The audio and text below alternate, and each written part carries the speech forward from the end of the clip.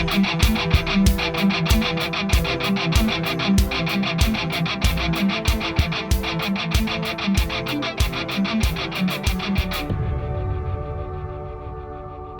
is Dr. Jerome Corsi, and I'm thrilled today to have Douglas Horne with us.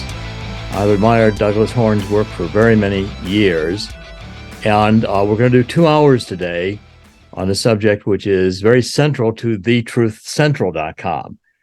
And I encourage everyone to store this, listen to it. Doug is going to tell us the story of how World War II really started, what Pearl Harbor is really about. Let me give you some background on Doug. Doug graduated from Ohio State University in 1974 with a BA in history. He served as an officer in the Navy for 10 years, followed by 10 more years in the Navy as a civil servant in an anti-submarine warfare program. He really came on the map for me when he was on the staff of the Assassinations Record Review Board, which was established after Oliver Stone's movie with the legislation in Congress to try to get declassified a large bulk of the still classified documents on the Kennedy assassination.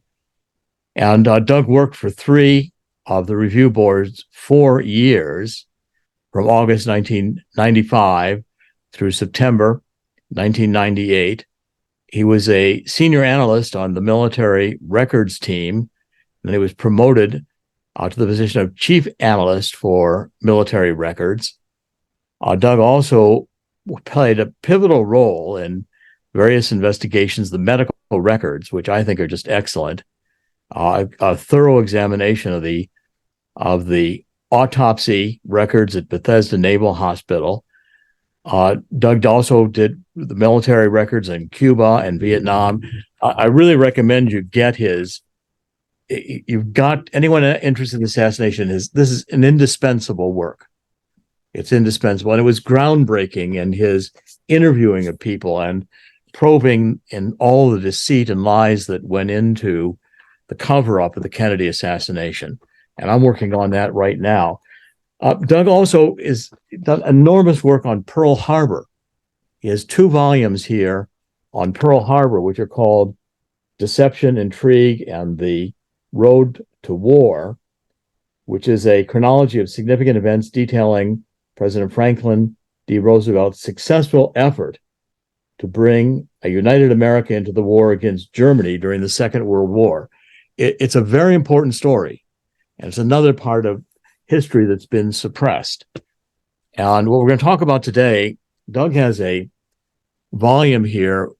Part of it reads like a novel. I think it could be made into a movie. I mean, it's almost like a movie script.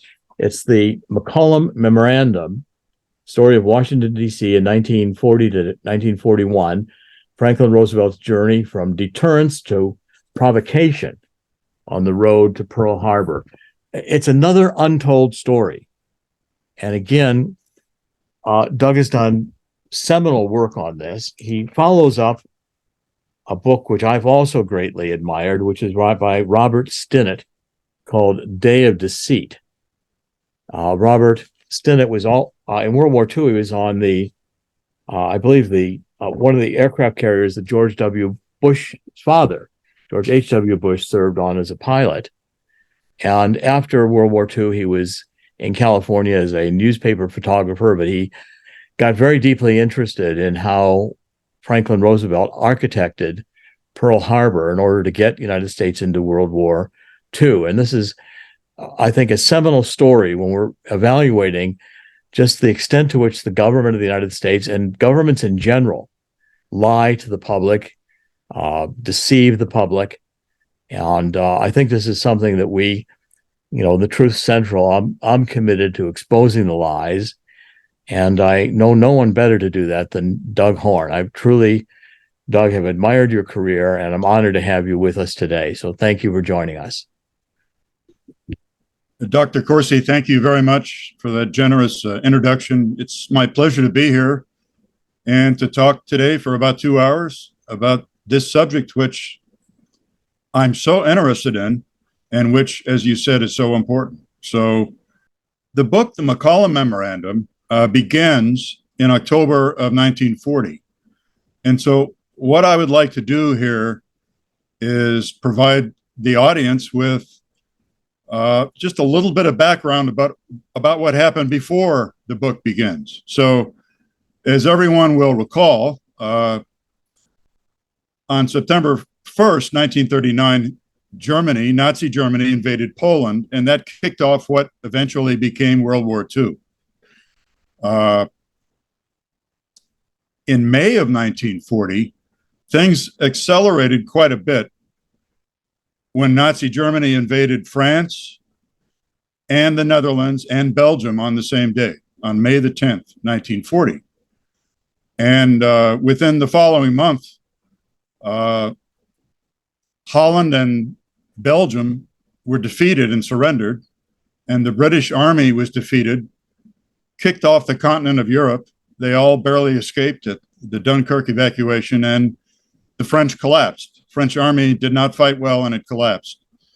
So the response to these events by President Roosevelt in the United States was that in May of 1940, he requested and got the Congress to agree to increase our defense spending by 500%. Can you imagine that happening today? That was quite an increase, 500% increase voted by Congress in May of 1940 in response to Roosevelt's request. Because once Nazi Germany invaded Western Europe and was slicing through it like a hot knife through butter, the panic was on. So then in July of 1940, Roosevelt persuaded the Congress to pass the Two-Ocean Navy Act, which was going to dramatically increase the size of the United States Navy to become by far the largest navy in the world, one that could fight the defensive in one ocean and fight on the offensive in the other ocean, if necessary. So that's most of the background before this book begins. And the final thing I would mention is that because America at this time was an isolationist nation,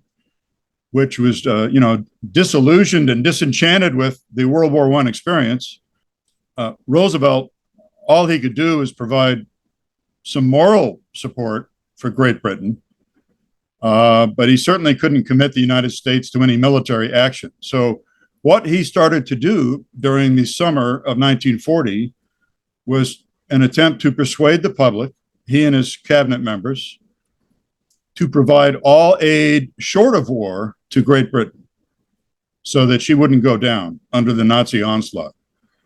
And a large part of that effort was what we now call the destroyers bases deal. So on September 3rd, 1940, Roosevelt announced something he had been working on for months, which was to give Britain 50 old American destroyers, World War I vintage destroyers that were in mothballs, give them 50 destroyers in exchange for property rights on 8 British bases in the Western Hemisphere.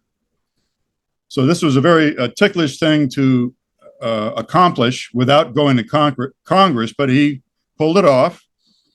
And that was announced on September the 3rd, 1940. So the final event that occurs that I want to tell you about before this book begins was the Tripartite Pact.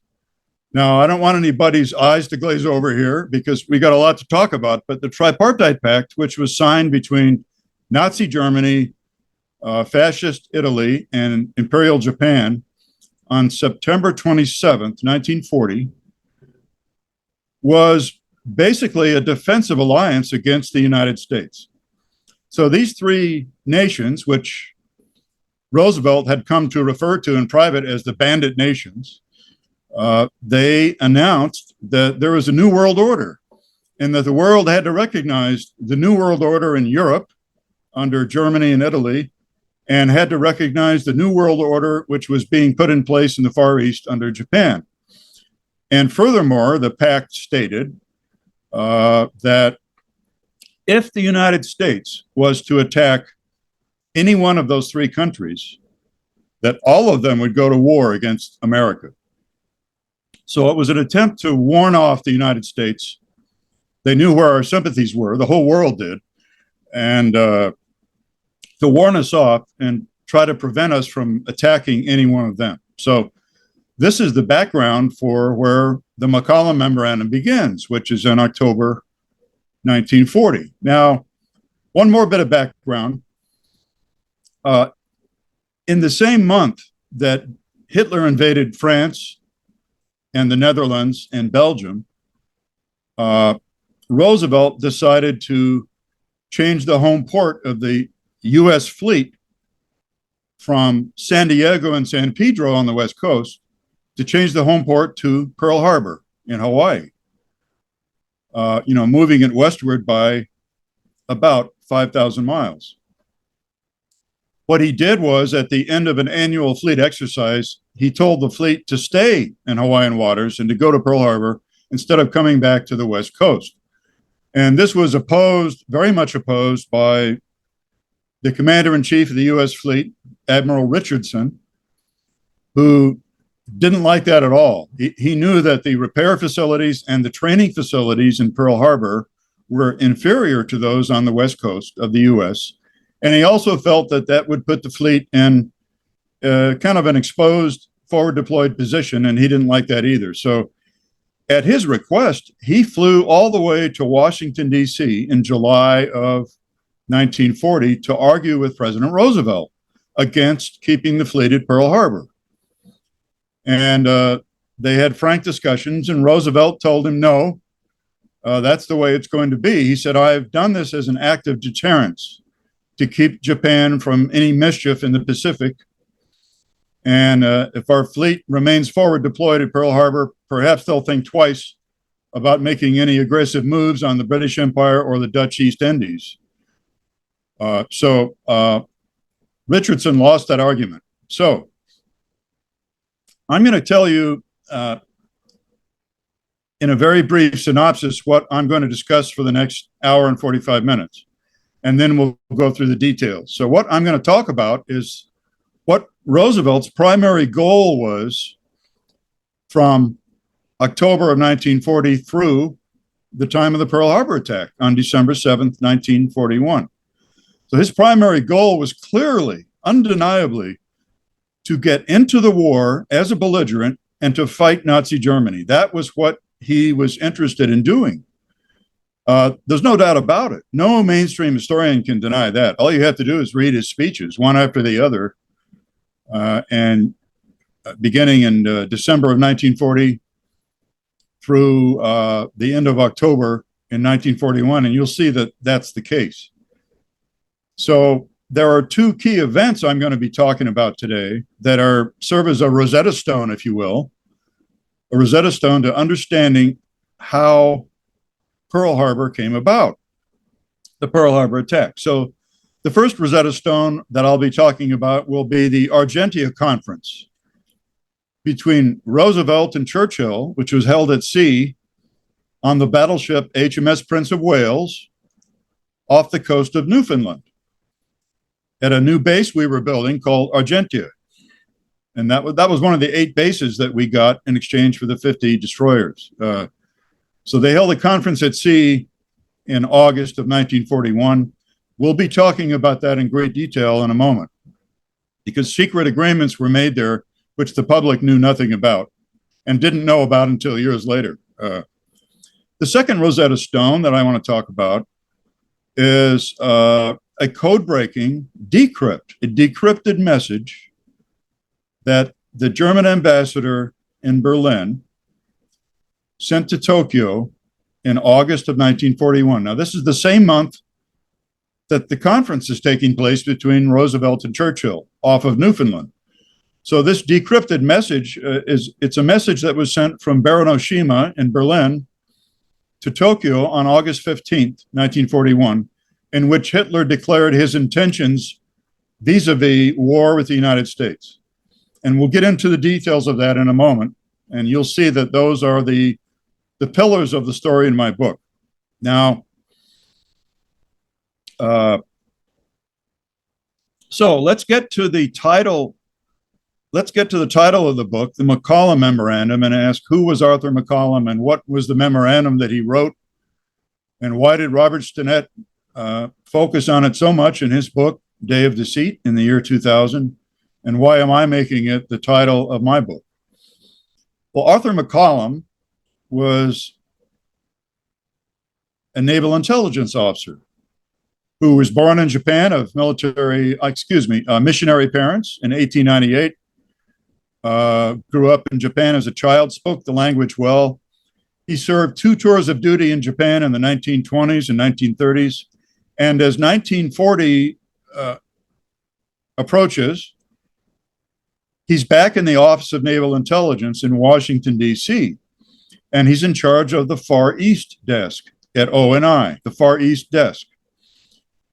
And what's happening is, the reason he wrote a memo is that Admiral Richardson in Pearl Harbor, the commander-in-chief of the U.S. fleet, who doesn't think the fleet should be home-ported in Pearl Harbor, he's coming back to Washington again to discuss again with President Roosevelt whether the fleet should be at Pearl Harbor or whether it should retreat to the West Coast where it's safer. And so on the day before that visit, I don't believe in coincidences, and especially not in this kind of coincidence. On the day before that visit, McCollum writes a policy memo to the head of the Office of Naval Intelligence on October 7th. Now, that person, Rear Admiral Anderson, was a confidant of FDR's. He was one of the naval officers that Roosevelt would meet with regularly over cocktails in the afternoon at the White House. So I'm going to do a little dramatic reading here of just 3 or 4 of the major points in this memo. And I think forgive me, I'm pulling out the book. Once I do this reading, you'll understand why we're talking about this memo. Now, the title of this memo was Estimate of the Situation in the Pacific and Recommendations for Action by the United States. So that's the title of McCollum's memorandum. Essentially, what it said was, we don't want Japan to run wild in the Pacific and the Indian Ocean, because if they do, it may bring down the British Empire. It may be the final knife in the back that destroys the British Empire, and we don't want the British Empire to lose this European war with Hitler. So we have to stop Japan, and the earlier we do it, the better. So he was afraid of Japan running wild in the Pacific, overrunning British colonies, overrunning India, taking over the Indian Ocean, and possibly meeting German and Italian armies at the Suez Canal. That's what he was afraid of. So that's why he wrote his memo. His memo is a reaction to the Tripartite Pact. So what is the United States going to do about this alliance between Germany, Italy, and Japan? So in paragraph 8 of his memo, he says the following: a consideration of the foregoing leads to the conclusion that prompt, aggressive naval action against Japan by the United States would render Japan incapable of affording any help to Germany and Italy in their attack on England. He then continues in paragraph 9, and get a load of this. This is what he writes in paragraph 9. McCollum writes, quote, "It is not believed that in the present state of political opinion, the United States government is capable of declaring war against Japan without more ado," unquote. So you see, he was in favor of us going to war with Japan, but he realized that politically we couldn't do that without much more ado. So here are the action steps, the principal action steps that he recommended the U.S. government follow. There were 8 action steps. I'm going to read the 4 biggest ones to you. The 4 biggest ones. Send 2 divisions of submarines to the Orient. Well, we had some submarines in the Asiatic fleet, but we sent more. So that came to pass pretty quickly. At the time that Pearl Harbor was attacked, there were a lot of U.S. submarines. Most of them were older subs, but there were a lot of subs in the Philippines. Here's another recommendation he made. Keep the main strength of the U.S. fleet now in the Pacific in the vicinity of the Hawaiian Islands. So he's recommending that Roosevelt keep the fleet at Pearl Harbor. He then says, insist that the Dutch refuse to grant Japanese demands for undue economic concessions, particularly oil. Now, this is very important because at this time, Japan got 80 to 90% of its oil from the United States. Most authors say 90%. One recent author says 80%, but it was a large preponderance of its oil was gotten from the United States. And the only other alternate source Japan had was the Dutch East Indies, the Netherlands East Indies. And they didn't want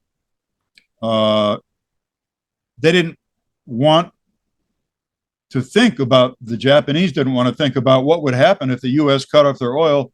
So they were beginning to desire negotiations with the Dutch East Indies for oil deals in case we cut off their oil. Japanese were afraid of that. So the final point in the memo, and listen carefully to this one because this happened also, completely embargo all U.S. trade with Japan in collaboration with a similar embargo imposed by the British Empire. Cut off all trade with Japan, which would have meant cutting off all the oil too. Well, that did happen. That happened in late July of the next year, 1941. So, in the final paragraph of his main text, this is the bombshell. Listen to what McCollum writes to the head of ONI for further transmission to the president. He writes the following, quote, if by these means Japan could be led to commit an overt act of war, so much the better. At all events, we must be fully prepared to accept the threat of war, unquote. I repeat, if by these means Japan could be led to commit an overt act of war, so much the better, unquote. And then in his summary, he said, it is to the interest of the U.S. to eliminate Japan's threat in the Pacific at the earliest opportunity by taking prompt and aggressive action against Japan, unquote. So this is the McCollum Memorandum, and this is the beginning, the implementation of all these steps is the beginning of Roosevelt's shift from deterrence to provocation. So the very next day after this memo is written, Roosevelt meets with Richardson again in Washington, with Admiral Richardson.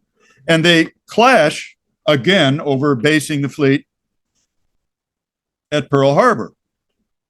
And once again, Richardson loses the argument.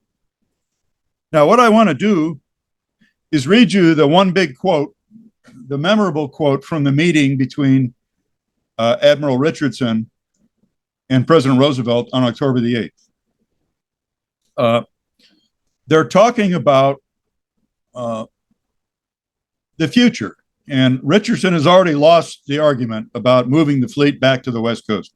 He's already lost that argument, and he knows it. So then he says to Roosevelt, do you think we're going to get into the war? And when Richardson asked the question, he was talking about the European war. Because when he talked to Roosevelt in July, earlier in July, he got the impression that Roosevelt was going to enter the European war if he got reelected, that it was just a matter of getting reelected first. That was the impression Richardson got in July. And by the way, he put all this in his memoirs, which were published in 1958. That's how we know all this. So here it is, October 8th, 1940. And Richardson says, do you think we'll get into the war? And he meant the European war, and that's not how Roosevelt answered him. Roosevelt answered, will we get into war against Japan? Here's what Roosevelt said. Quote, if the Japanese attack Thailand or the Kra Peninsula or the Dutch East Indies, we will not enter the war. Even if Japan attacks the Philippines, I doubt whether we would enter the war, but they cannot always avoid making mistakes. And as the war in the Pacific continues and the area of operations expands, Sooner or later, the Japs will make a mistake, commit an overt act, and we would then enter the war, unquote. I repeat, sooner or later, the Japs will make a mistake, commit an overt act, and we would then enter the war, unquote. Well, that pretty much says it all. Roosevelt has read the McCollum Memorandum, and he's thinking about moving from deterrence to provocation in the future. So what happens between this meeting on October 8th and the end of the year? Well, several things. First of all, Roosevelt's running for re-election for a third term. No president has ever done that before. And there's a strong isolationist movement in the United States. About a third of the people and about half the newspapers are isolationists. So it's a significant minority that are isolationist, and they're making a lot of noise. And in fact, the American First Committee was formed on September 1st, 1940, and its primary spokesman was Charles Lindbergh, the aviator, and they were advocating not entering the war in Europe, and that we just have a Fortress America. So Roosevelt made two campaign speeches in October of 1940 in which he promised not to involve the United States in foreign wars. That's what people were worried about. They weren't sure why he was running for office. Was he running for office to keep us out of the war? Or was he running for office to get us into the war? No one was really sure. So I'm going to read you the two big quotes from his campaign speeches in Philadelphia and in Boston. And the first one is from October 23rd in Philadelphia. So here's the quote. Quote, this is FDR. I give to you and to the people of this country the most solemn assurance there is no secret treaty, no secret obligation, no secret commitment, no secret understanding in any shape or form, direct or indirect, with any other government or any other nation in any part of the world to involve this nation in any war or for any other purpose. And here's the punchline. We will not participate in foreign wars, and we will not send our army, naval, or air forces to fight in foreign lands outside the Americas, except in case of attack, unquote. So that was Philadelphia on October 23rd. And then a week later, on October 30th in Boston, FDR made another version of this promise, but he took off the caveat at the end. Here's what he said on October 30th in Boston. While I'm talking to you fathers and mothers, I give you one more assurance. I have said this before, but I shall say it again and again and again. Your boys are not going to be sent into any foreign wars, end quote. Now, one of his speechwriters, Sam Rosenman, had asked him when he reviewed the final draft of the speech why he had dropped the caveat, except in case of attack. And Roosevelt explained to Sam Rosenman, quote, it's not necessary. If we're attacked, it's no longer a foreign war, unquote. So Roosevelt wins re-election. It was not the landslide that he had in 1936. He won 55% to 45% in the popular vote. Excuse me. And Electoral College made it look stronger. It was 38 states for Roosevelt, 10 states for Wendell Willkie. But he won re-election to a third term.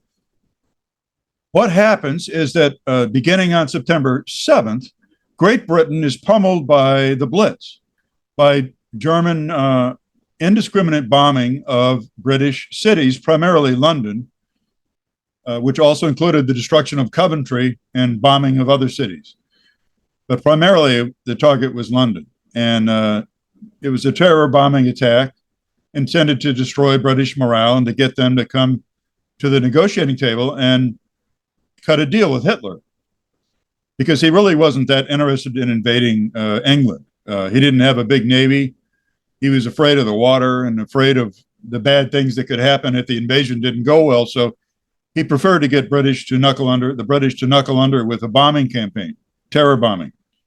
Meanwhile, Great Britain is ordering a lot of munitions from the United States under the policy called cash and carry. So, once Germany invaded Poland in September 39, Roosevelt got the Congress to amend the Neutrality Act, which allowed foreigners to buy munitions in the United States, but they had to pay cash for them. U.S. banks were not allowed to loan money anymore to belligerents, to other countries at war. U.S. banks were not allowed to do that anymore. So the person buying munitions in America had to pay cash, and they had to carry it away on their own ships or on ships of third nations. U.S. ships couldn't carry war material anymore. So under cash and carry, the British had been ordering and purchasing a lot of munitions in the United States. On December the 9th, while Roosevelt was on a fishing vacation in the Caribbean on board a U.S. Navy cruiser, the Tuscaloosa, he received a very important historical document from Churchill called the Very Long Letter. So the Very Long Letter, which Roosevelt received on December 9th, it was 10 pages, single-spaced, 4,000 words from Churchill to Roosevelt, basically said, thank you for the help you've given us up to now, but he said, we're almost broke. He said, Churchill told Roosevelt, we've already ordered more munitions and airplanes from your country for next year, for delivery next year, than we can pay for. And after that, we won't be able to pay for anything. He said, right now we have more on order than we can pay for next year when they're made. So he basically asked Roosevelt to give him everything he needed and to help get it over to Great Britain. And so Roosevelt struggled with this for several days, trying to decide what to do about it. And what happened next was that starting on December 17th, 1940, with a press conference, through the end of May 1941, with another major speech, Roosevelt proceeded to attempt to persuade the American people to provide all aid short of war to Great Britain and to provide it for free. And the implication always was, and if necessary, we're going to help get it over there. Although he was very reluctant to drop the hammer on that until he had to. But so his campaign of persuasion began on December 17th with a press conference in the Oval Office when he floated the idea of giving Great Britain all the implements of war they needed at no cost. So I'm going to read to you the principal statement he made during that press conference on December 17th. So Roosevelt says to the assembled media in the Oval Office, well, let me give you an illustration. Suppose my neighbor's house catches fire and I have a length of garden hose 400 or 500 feet away. If he can take my garden hose and connect it up with his hydrant, I may help him put out his fire. Now, what do? I don't say to him before that operation, neighbor, my garden hose cost me $15. You have to pay me $15 for it. What is the transaction that goes on? I don't want $15.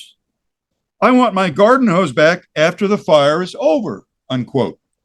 And of course, so as Roosevelt pointed out, if you help the neighbor put out his fire by loaning him your garden hose, then the fire won't reach over to your house and burn down your house either. So this was the rather simple homily that Roosevelt used to sell what became known as the Lend-Lease program. Now, One of the worst raids on London by the German Air Force was on the night of December 29th and December 30th, 1940. And when the Luftwaffe tried to burn down the financial district called the City. And the city included St. Paul's Cathedral, one of the most famous landmarks in Great Britain. So it just so happens, as a coincidence, there are some coincidences in history. Many of the ones that historians say are coincidences are not, but this is a real coincidence. It just so happens that on that night, Roosevelt made his greatest speech of his 4 administrations. It was called the Arsenal of Democracy speech, in which he first sold the idea of Lend-Lease to Great Britain and all other countries fighting Nazi Germany. So I'm just going to read you 3 or 4 sentences from the Arsenal of Democracy speech, the fireside chat of December 29th. And by the way, St. Paul's did not burn down. It was hit by something like 28 incendiaries, and those fires on the roof were put out. People wielding buckets of sand and stirrup pumps, the fire watch. And the rest of the city around St. Paul's, the rest of the financial district did burn down that night. And so at least the next afternoon, the British people were able to read in their newspapers about this great speech that Roosevelt had made. Here's one of the big sentences in the speech. If Great Britain goes down, the Axis powers will be in a position to bring enormous military and naval resources against this hemisphere. It is no exaggeration to say that all of us in the Americas would be living at the point of a gun. Roosevelt went on to say, but we well know that we cannot escape danger or the fear of danger by crawling into bed and pulling the covers over our heads. And he went on to say, no man, tiger, into a kitten by stroking it. So this was his push against appeasement and against isolationism. So he went on to say, in a military sense, Great Britain and the British Empire are today the spearhead of resistance to world conquest. And they're putting up a fight which will live forever in the story of human gallantry. There is no demand by Britain, he meant, for sending an American expeditionary force outside of our own borders. There was no intention by any member of your government to send such a force. Well, it turns out that wasn't true, but that's what he was telling the American people. So he winds up the speech by saying, we must be the great arsenal of democracy. For us, this is an emergency as serious as war itself. There will be no bottlenecks in our determination to aid Great Britain. I believe that the Axis powers are not going to win this war. So that's the Arsenal of Democracy speech. And it was very well received, as you can imagine, by Winston Churchill and by the British people and by the American people. He followed this up on January 6th with the State of the Union address, which basically formalized this proposal that we give the nations fighting Nazi Germany and fascist Italy all material aid they need without making them pay for it. And the key line in that speech was this, quote, we cannot and we will not tell them that they must surrender merely because of present inability to pay for the weapons which we know they must have, end quote. And then he went on to propose the 4 freedoms, which were his moralistic underpinning for this kind of support, namely freedom of speech and expression, freedom of worship, freedom from want, and freedom from fear. So those are all nice sounding phrases, but the main part of that speech is that we're not going to tell them that we're not going to tell these countries they should surrender just because they can't pay for what they need. And his whole point of the Arsenal of Democracy speech and the press conference that preceded it were to say that, oh, we're not going to enter the war. This is the best way for us to stay out of the war, is by loaning our fire hose to the neighbor whose house is on fire. And when his fire is out, he'll give us the garden hose back. So the Lend-Lease bill, as it came to be known, was introduced a few days after the State of the Union address in January 1941. And after 2 months of spirited debate, the Lend-Lease bill passed on March 11th, 1941. And in fact, Roosevelt's former opponent, Wendell Willkie, the Republican candidate for president in 1940, had come out in support of the Lend-Lease bill. So the thing ended up passing handily after spirited debate for 2 months in Congress. And then immediately the interventionists and hawks on Roosevelt's cabinet, they wanted him to immediately begin to convoy these goods from the United States all the way to England. And Roosevelt wasn't ready to do that because the isolationists would have raised hell, and they would have said, no, you said you're going to keep us out of war by giving material aid to Great Britain. If you start using the U.S. Navy to convoy the ships over there, that's going to get us involved in the war. So he wasn't ready to do that by any means. So he held off on that, even though most of his advisors insisted on doing it immediately. Now, at the end of May 27th, 1941, Roosevelt made another speech in which he reiterated the need to provide as much aid as possible to Great Britain, and that we ramp up our own defense preparations to defend the United States and defend the Western Hemisphere. And this became known as the Unlimited National Emergency speech, in which he proclaimed there was an unlimited national emergency. And I'm going to try to read just 2 or 3 sentences from that one, if I can find it here without much ado. So he summarizes as follows. First, we shall actively resist whenever necessary and with all our resources, every attempt by Hitler to extend his Nazi domination to the Western Hemisphere or threaten it. We shall actively resist his every attempt to gain control of the seas. Secondly, from the point of view of strictly military and naval necessity, we shall give every possible assistance to Britain and to all who, with Britain, are resisting Hitlerism or its equivalent with force of arms.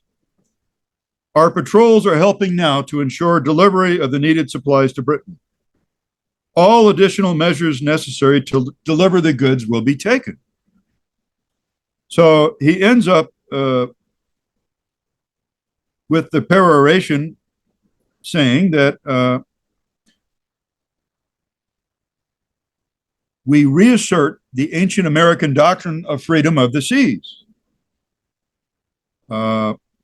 We've pledged material support to the other democracies of the world, and we will fulfill that pledge. We are placing our armed forces in strategic military position. We will not hesitate to use our armed forces to repel attack. Therefore, I have issued a proclamation that there's an unlimited national emergency. So, most of the people who heard this speech on May 27th thought that Roosevelt was about to begin to convoy British merchant ships from the United States and Canada to England. And the next day, he threw a wet blanket over that and said, no, I didn't say that. I didn't say that.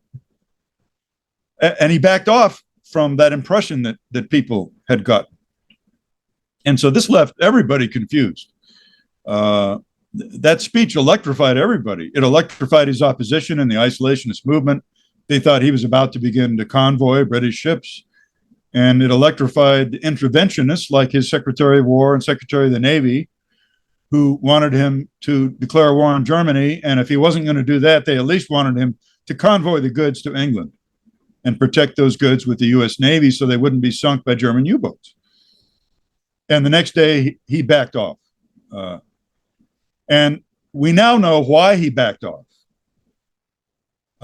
Early in January 1941, both Churchill and Roosevelt became aware through intelligence sources that Germany was about to stab its temporary ally, the USSR, in the back. Hitler was about to stab Stalin in the back and invade the Soviet Union sometime in the late spring or early summer. They knew this. The American public didn't know that. So Roosevelt didn't want to start convoying too early. He didn't want to start this too early. He didn't want to do anything that might make Hitler reconsider and not invade the Soviet Union. So he was holding off on that decision until after Hitler had thrown the dice and made his first big mistake of the war and invaded the USSR. So Roosevelt was getting people ready for war and ready for the idea of defending the seas and freedom of the seas and doing what was needed to defend the Western Hemisphere, but he wasn't ready to convoy yet. So before I proceed, what I'd like to do is read to you just a few remarks people have made about the personality of FDR, the man we're talking about here. Understanding his personality and how he operated is essential to understanding this story of how we got in the war. Believe me, you'll understand that as we proceed. So here's my favorite quote of all the quotes about FDR. This is from Walter Lippmann, the national journalist and columnist. Lippmann wrote, quote, Roosevelt was a wonderful finagler. He loved to take a complicated thing which involved a certain amount of deception, hornswoggling of people, and somehow get it done, unquote. Roosevelt himself said to his Secretary of the Treasury, Henry Morgenthau, he said this early in 1942, right after we entered the war. Roosevelt said the following, quote, you know, I am a juggler and I never let my right hand know what my left hand is doing. I am perfectly willing to mislead and tell untruths if it will help win the war, unquote. Now, Roosevelt said this about himself in 1942, but this describes how he was operating in 1940 and 41. There's no doubt about it. He was a juggler, and he was juggling his instincts that we needed to get into the war with one hand versus how do I handle my isolationism problem in America, the public relations problem with the other hand, and trying to strike a middle ground until he could do what he had to do and get us into the war. Here's what historian John Meacham said. Quote, what could make Roosevelt a trying husband and a frustrating friend could make him a great president. Sometimes politicians have to pursue different courses at the same time and deceive those closest to them about what they are doing, end quote.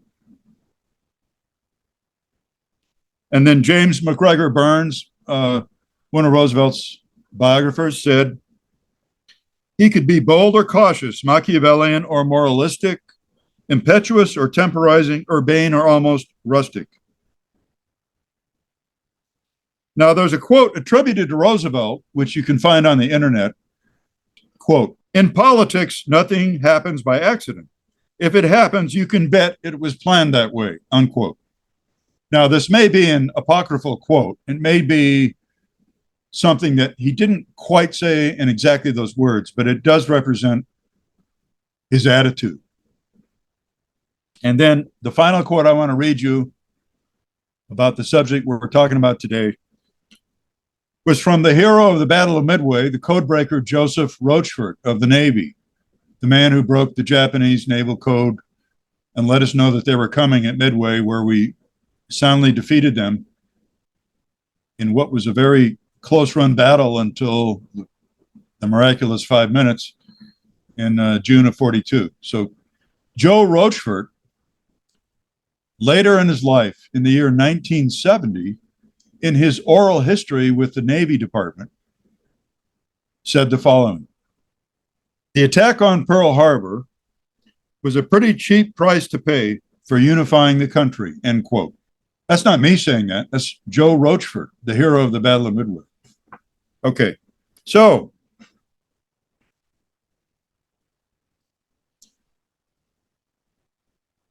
in June of 1941, June 21st, to be precise, Adolf Hitler, Nazi Germany, finally did what Roosevelt and Churchill knew he was planning, and he invaded the Soviet Union. Now, these two totalitarian regimes really hated each other, and they had made a temporary peace pact, a non-aggression pact, in August of 1939, and agreed not to go to war with each other, and they had agreed secretly to divide up Poland, so that 2 weeks after Germany invaded Poland on September 1st, 2 weeks later, Stalin invaded the other half of Poland, and they cut it in half. And then for the next several months, Stalin proceeded to send Hitler blackmail payments, shipments of oil and lumber and food every month to keep Germany from attacking the USSR.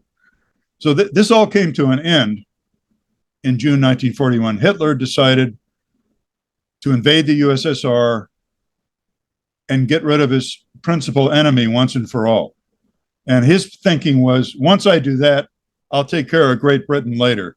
Britain hasn't succumbed to the air campaign. They haven't cut a deal with us. So we'll take care of them later. But first I have to destroy my main enemy, Joseph Stalin and the communist USSR, because Hitler wanted the breadbasket of Western Russia and the Ukraine. He wanted Lebensraum, living room, all that rich farmland. And he also wanted to engage in a murderous war of annihilation, a war of murder, and kill all the Slavs that he could and all the Jews that he could in Russia. So that's what that was all about. Now, once that happened, everything changed as far as Roosevelt was concerned. And while it was very important not to let Great Britain go down, Roosevelt knew after June 21st that Great Britain was no longer under threat of invasion, at least not during the year 1941. Hitler was now preoccupied with the USSR. And Roosevelt's preoccupation became not letting the USSR collapse and not letting them be defeated by Nazi Germany. And this will affect what he did late in July, which we'll get to in a minute. So during the summer, Roosevelt sent Harry Hopkins, his number one aide, over to visit Joseph Stalin. Hopkins had visited Churchill earlier that year, so he went over to Great Britain a second time, and then he went over to visit Joseph Stalin for the first time to try to assess whether they would stay in the war and keep fighting, and what they would need from us to keep fighting Hitler. Because Roosevelt knew that, hey, these two gigantic armies, 3 million German troops and equal numbers of Soviet troops, if not more, were fighting each other. And this was where the war was really going to be decided for the most part, the European war. It's going to be decided on Germany's Eastern Front with the USSR. So Hopkins reported back to FDR later that Stalin acknowledged to him that Great Britain and the USSR fighting alone could not defeat Nazi Germany, that they needed the help of the United States, and they needed the United States to actually enter the war as a combatant to defeat Hitler. Stalin acknowledged that. And so this was on Roosevelt's mind that summer. Now, before we proceed with the two Rosetta Stones of that I mentioned earlier, the Argentia Conference with Churchill in August 41 and the decrypted diplomatic message, I want to talk about Roosevelt's shift again from deterrence to provocation. Now, Roosevelt had a meeting on February 10th, 1941 with the head of the Navy, Admiral Stark. and some of his other cabinet members. And he said, I want you to conduct pop-up cruises using the U.S. Navy where they just pop up out of nowhere and appear very close to Japanese territorial waters all over the Pacific just to keep the Japs off balance. And by the way, that's how people talked in those days. It was the Japs, okay? They didn't say Japanese. And this includes Roosevelt. So Admiral Stark didn't like this idea at all. He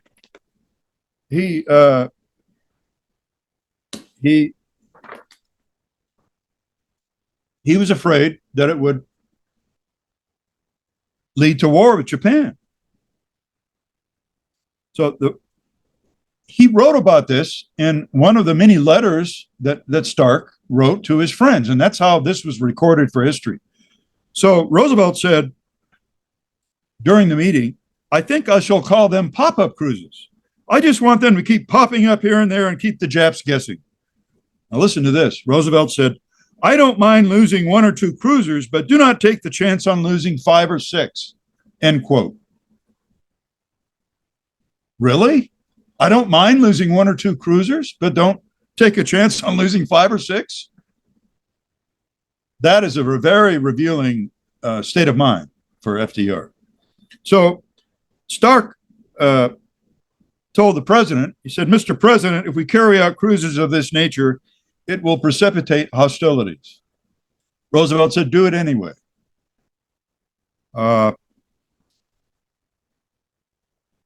As it turned out, there were 3 pop-up cruises. One was in March of 1941, and the other 2 were in July and August of 1941. And in fact, on the night of July 31st, one pop-up cruise came very close to the entrance to the Bungo Strait. The Bungo Strait was the most sensitively guarded entrance to Japan's inland sea. Most of its fleet was home ported in the inland sea, and the southern channel leading into the inland sea was the Bungo Strait. And here's the diplomatic protest the Japanese filed on July 31st. Listen to this. Quote, on the night of July 31st, 1941, Japanese fleet units at anchor in Tsukumo Bay in the Bungo Strait picked up the sound of propellers approaching Bungo Channel from eastward. Duty destroyers of the Japanese Navy investigated and sighted 2 darkened cruisers that disappeared in a southerly direction behind a smokescreen. When they were challenged, Japanese naval officers believed the vessels were United States cruisers, end quote. Well, they were.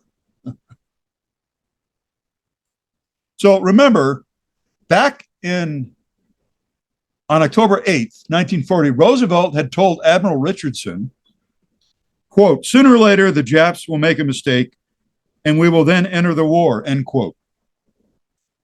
So that didn't happen on July 31st, 1941, but it might have, as the diplomatic protest reveals, as Roosevelt started moving from deterrence to provocation. So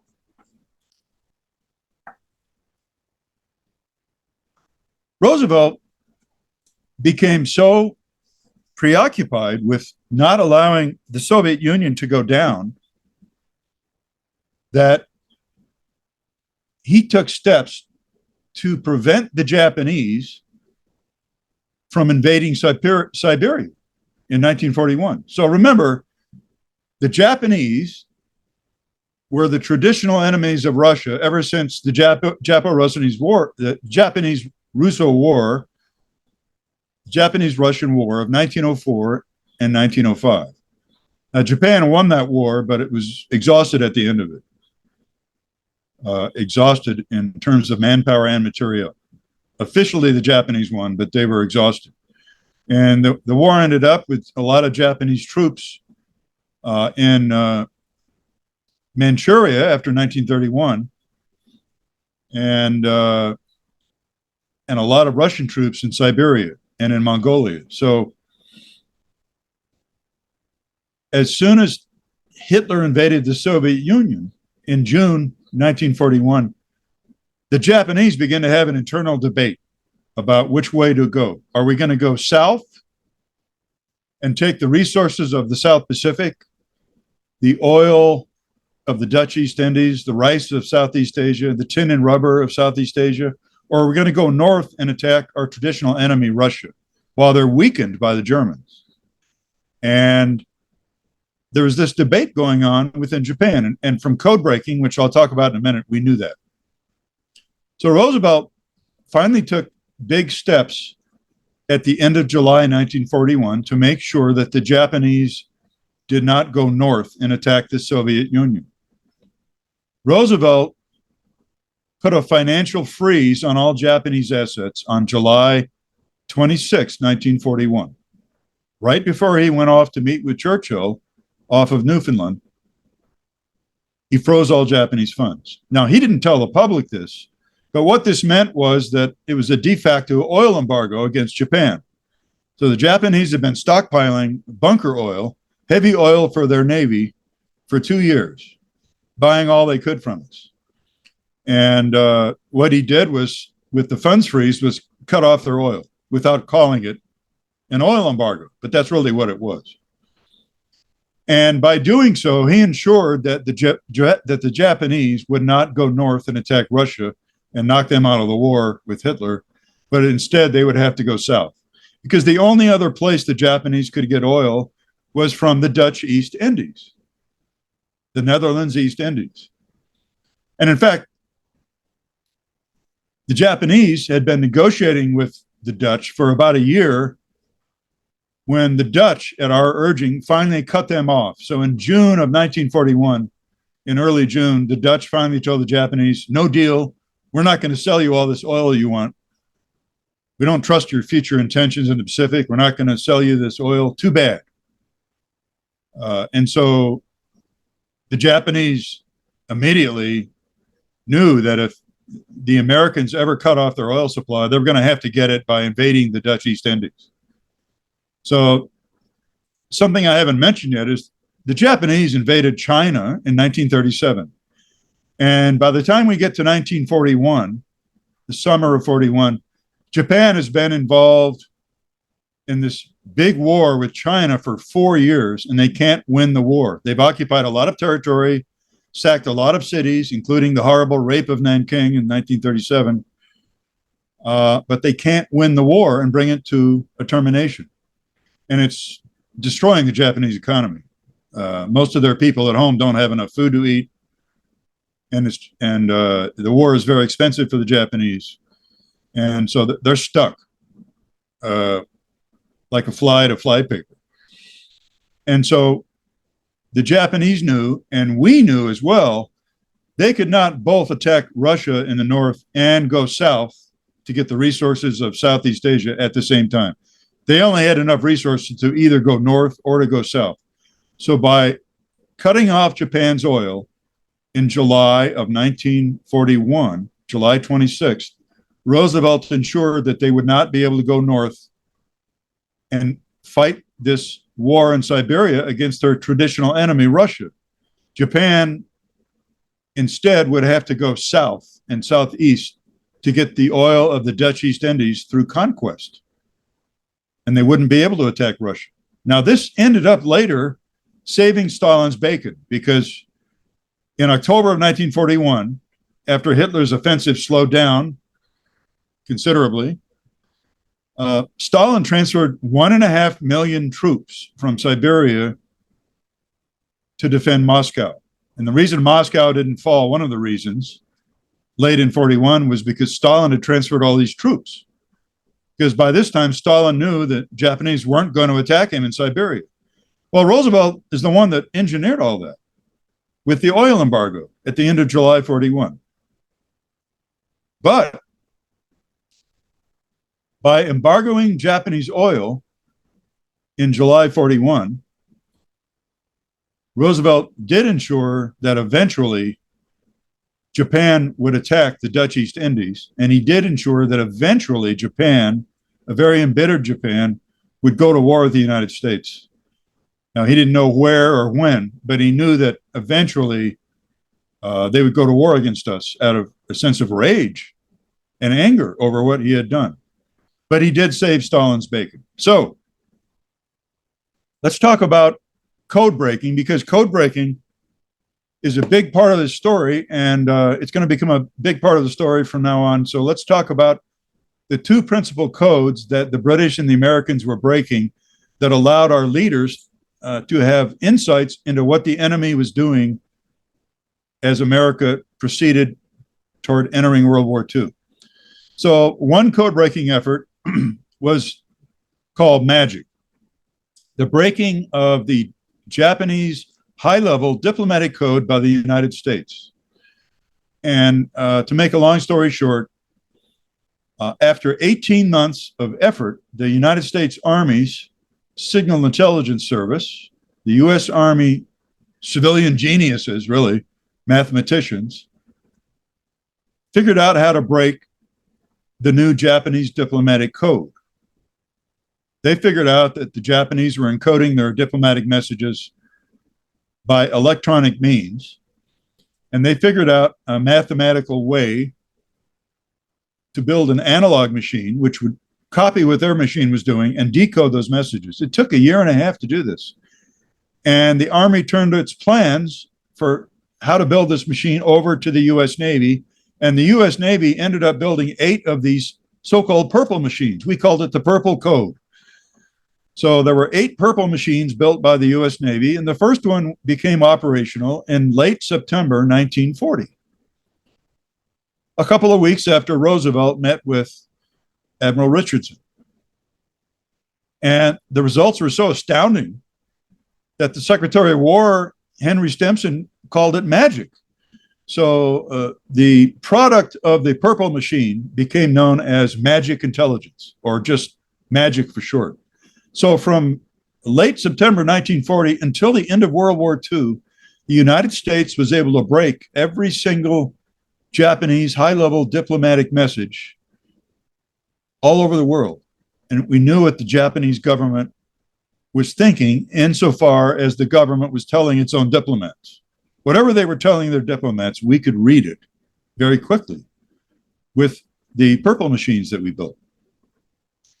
There was another major code-breaking effort, and that was the attempts to break the Japanese Navy's operational code called JN-25, Japanese Navy 25. So the British were about 1 year ahead of us in this effort. So they began breaking JN-25 very effectively by December of 1939. And we first began breaking the JN-25 Japanese Navy military operational code in late September 1940, a little bit after we started breaking the diplomatic messages. Now, the Japanese Navy code, JN-25, was not a machine code. It couldn't be decrypted by a machine. It was a book code using code books and padding encipherment. I won't go into that here. It's in the book. And it was very laborious, very labor intensive. And the British and we knew it was a book code, and we knew how to break it. It was just very, very labor intensive and very, very time consuming. And the British were about a year ahead of us, and they donated a lot more code breakers to breaking JN-25 than we did.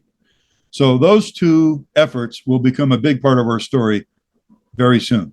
Now let's talk about what President Roosevelt did to Admiral Richardson. After he met with him and quarreled about whether the fleet should remain in Pearl Harbor, Roosevelt decided to fire him. And Admiral Richardson read in the Kiplinger newsletter, if you can believe that, in an economic newsletter, he read a few weeks later that he was going to be fired by the president because he was against war with Japan. Like, what? In an economic newsletter? But it was true. The leak was true. And he was fired. And a year early. So on February 1st, 1941, Richardson was fired, and there was a major fleet reorganization of the U.S. Navy. So there was no longer Commander-in-Chief U.S. Fleet. There were now 3 major fleet commands. The Asiatic Fleet, which was a 4-star general, Admiral Hart, which was very small, old ships, very small. There was the Atlantic Fleet with a four-star admiral. This was Admiral Ernest J. King, who had been promoted from 2 stars to 4 stars as part of this reorganization. So he became Cinque Land Fleet. And then the commander-in-chief of the U.S. fleet, Richardson, was relieved by the first commander-in-chief of the Pacific Fleet. So on February 1st, Husband E. Kimmel was promoted to 4-star admiral from 2-star to 4-star, and he relieved Richardson a year early, and he became the first Cinque-Pac fleet in Pearl Harbor on February 1st. In August, Roosevelt and Churchill have decided, August 41, they've decided it's time we met each other face to face and got to know each other. So by this time, remember, the United States as a nation, and that includes the Congress, has decided to give Britain all the weapons it needs and other countries fighting the Axis, all the weapons they need. That includes China, the Chinese, it includes Greece. Give them all the weapons they need to fight the Axis free of charge. Quite a commitment. So these two leaders, Churchill and Roosevelt, decide they need to meet each other in person, get to know each other. So Churchill goes west on the battleship Prince of Wales, HMS Prince of Wales, who participated in the fight against the Bismarck in May. And the Prince of Wales was, you'll remember the Bismarck sank the hood. It was a catastrophic explosion of the hood. Only 3 people survived. And then the Prince of Wales was badly damaged, but limped away and got home and got repaired. So here comes the Prince of Wales into Argentia Bay on August the 9th, 1941, with Churchill on board. And Roosevelt has come up to meet him in secret on a U.S. heavy cruiser. 2 heavy cruisers went up there to meet Churchill, and the Augusta and the Tuscaloosa, forgive me. So Roosevelt was on the Augusta, and they met each other at sea and had a 4-day conference. The British came over hoping and expecting that they'd get a commitment from Roosevelt to declare war on Germany. Well, they didn't get that in public, and they didn't get anything close to that. The only document Roosevelt was willing to issue in public was something called the Atlantic Charter. But I'm here to tell you that was nothing but a propaganda document. That was a smokescreen by the devious politician, Franklin D. Roosevelt, to make it look like the conference really wasn't about very much. It was just a get-together session. That's the way he represented it afterwards. The Atlantic Charter basically said Great Britain and the United States, after the defeat of Nazi Germany, it didn't say how this would happen. It said, after the defeat of Nazi Germany, we're going to make sure that there's a world that's better to live in, where all peoples have self-determination and where there's free trade for everybody. And we'll try to devise ways where we'll have a safer world where we don't have wars like this again. So that's really about all the Atlantic Charter said. And the real story about the Argentia conference is the secret agreements Roosevelt made with Churchill, which the American people never knew about until many years later. So I'm going to tell you what those secret agreements were and why it's a Rosetta Stone in understanding how Pearl Harbor came about, how we entered World War II. So after the conference was over and Churchill got home and reported to his cabinet what Roosevelt had really said in private, and after those cabinet minutes were declassified many years later, we now know what Roosevelt promised in private to Churchill in August of 1941. So I'm going to read you the key segments from the cabinet minutes. This is what Churchill reported to his cabinet after the meeting with Roosevelt in August 41 on the Prince of Wales. This is really incredible stuff. Churchill says that he, quote, got on intimate terms with the president, unquote, and that Roosevelt personally, quote, was obviously determined that the Americans should come in, unquote, to the war. Now, Roosevelt told Churchill, quote, he would wage war but not declare it, unquote. That he, quote, would become more and more provocative, unquote, and that the Germans, if they did not like it, quote, could attack American forces, unquote. Roosevelt, quote, made it clear that he would look for an incident which would justify him in opening hostilities, end quote. Roosevelt told Churchill in private that if he asked for a declaration of war from the Congress at the present time, in August 41, that there would be a debate that would last for 3 months, which would have been true, by the way. And Roosevelt knew that even if he had carried the day and won the debate and the Congress had declared war, that we would have had a seriously divided country after that acrimonious debate, and we would have entered a major war without a united country, with a disunited country. So that so Churchill reported, quote, everything was to be done to force an incident at sea, unquote. So the other secret agreement that Roosevelt made with Churchill was that starting on September 1st, he would commence American convoying by the U.S. Navy of British merchant ships from Canada all the way to Iceland, and that the British Navy could then take over the convoys from Iceland to Great Britain, which wasn't a very long trip. So the long-awaited convoy decision had finally been made by Roosevelt. You know, he waited first until Hitler invaded the Soviet Union so that Hitler wouldn't have any reason to change his mind. And he decided at Argentia that I'm going to begin convoying all your merchant ships. I'll take over that job, take them all the way to Iceland, starting September 1st. Now, as it turns out, that effort didn't really begin until September 16th, because the next big convoy wasn't ready until September 16th, but it did begin on that date. And what Roosevelt knew would happen as soon as he started convoying is there would be incidents at sea between U.S. Navy ships and German U-boats. He knew that was inevitable. And remember, he had just told Churchill that I'm going to become more and more provocative in the attempts to provoke an incident. So what he wanted was a casus belli. A casus belli is a cause for war, an excuse for war.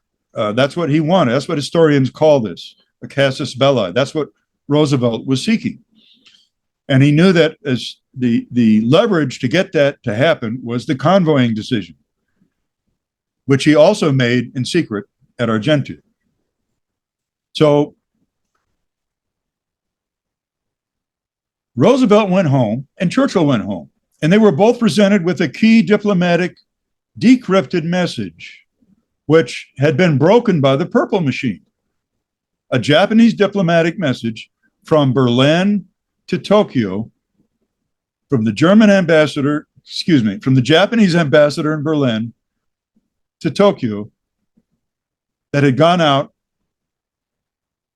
in August, while the two heads of state were still at sea. Roosevelt was coming home, Churchill was going home. So on August the 15th, the Japanese ambassador to Berlin, Baron Oshima, sent the following message to the foreign ministry in Tokyo, and the purple machine decoded it. So I was able to obtain the actual decrypt from the British National Archives in 2017. I don't believe it was declassified until the mid-1990s. And I had read about it in secondary sources, but believe me, it was misrepresented in secondary sources. So when I got my hands on this document in 2017, I really raised my eyebrows. I said, oh my God. So listen to this now. This is the Japanese ambassador in Berlin to the foreign ministry in Tokyo, August 15th, 1941. He said, when seeing Dietrich, I'll tell you who Dietrich was in a minute. When seeing Dietrich on the 9th of August on other business, Dietrich told me he had been at general headquarters until the previous day, and he had just returned to Berlin.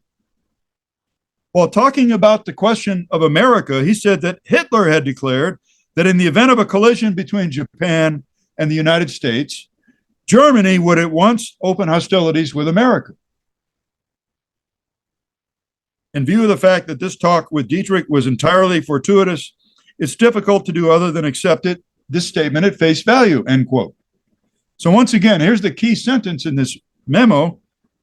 When talking about the question of America, Dietrich said that Hitler had declared that in the event of a collision between Japan and the United States, Germany would at once open hostilities with America, end quote. Wow.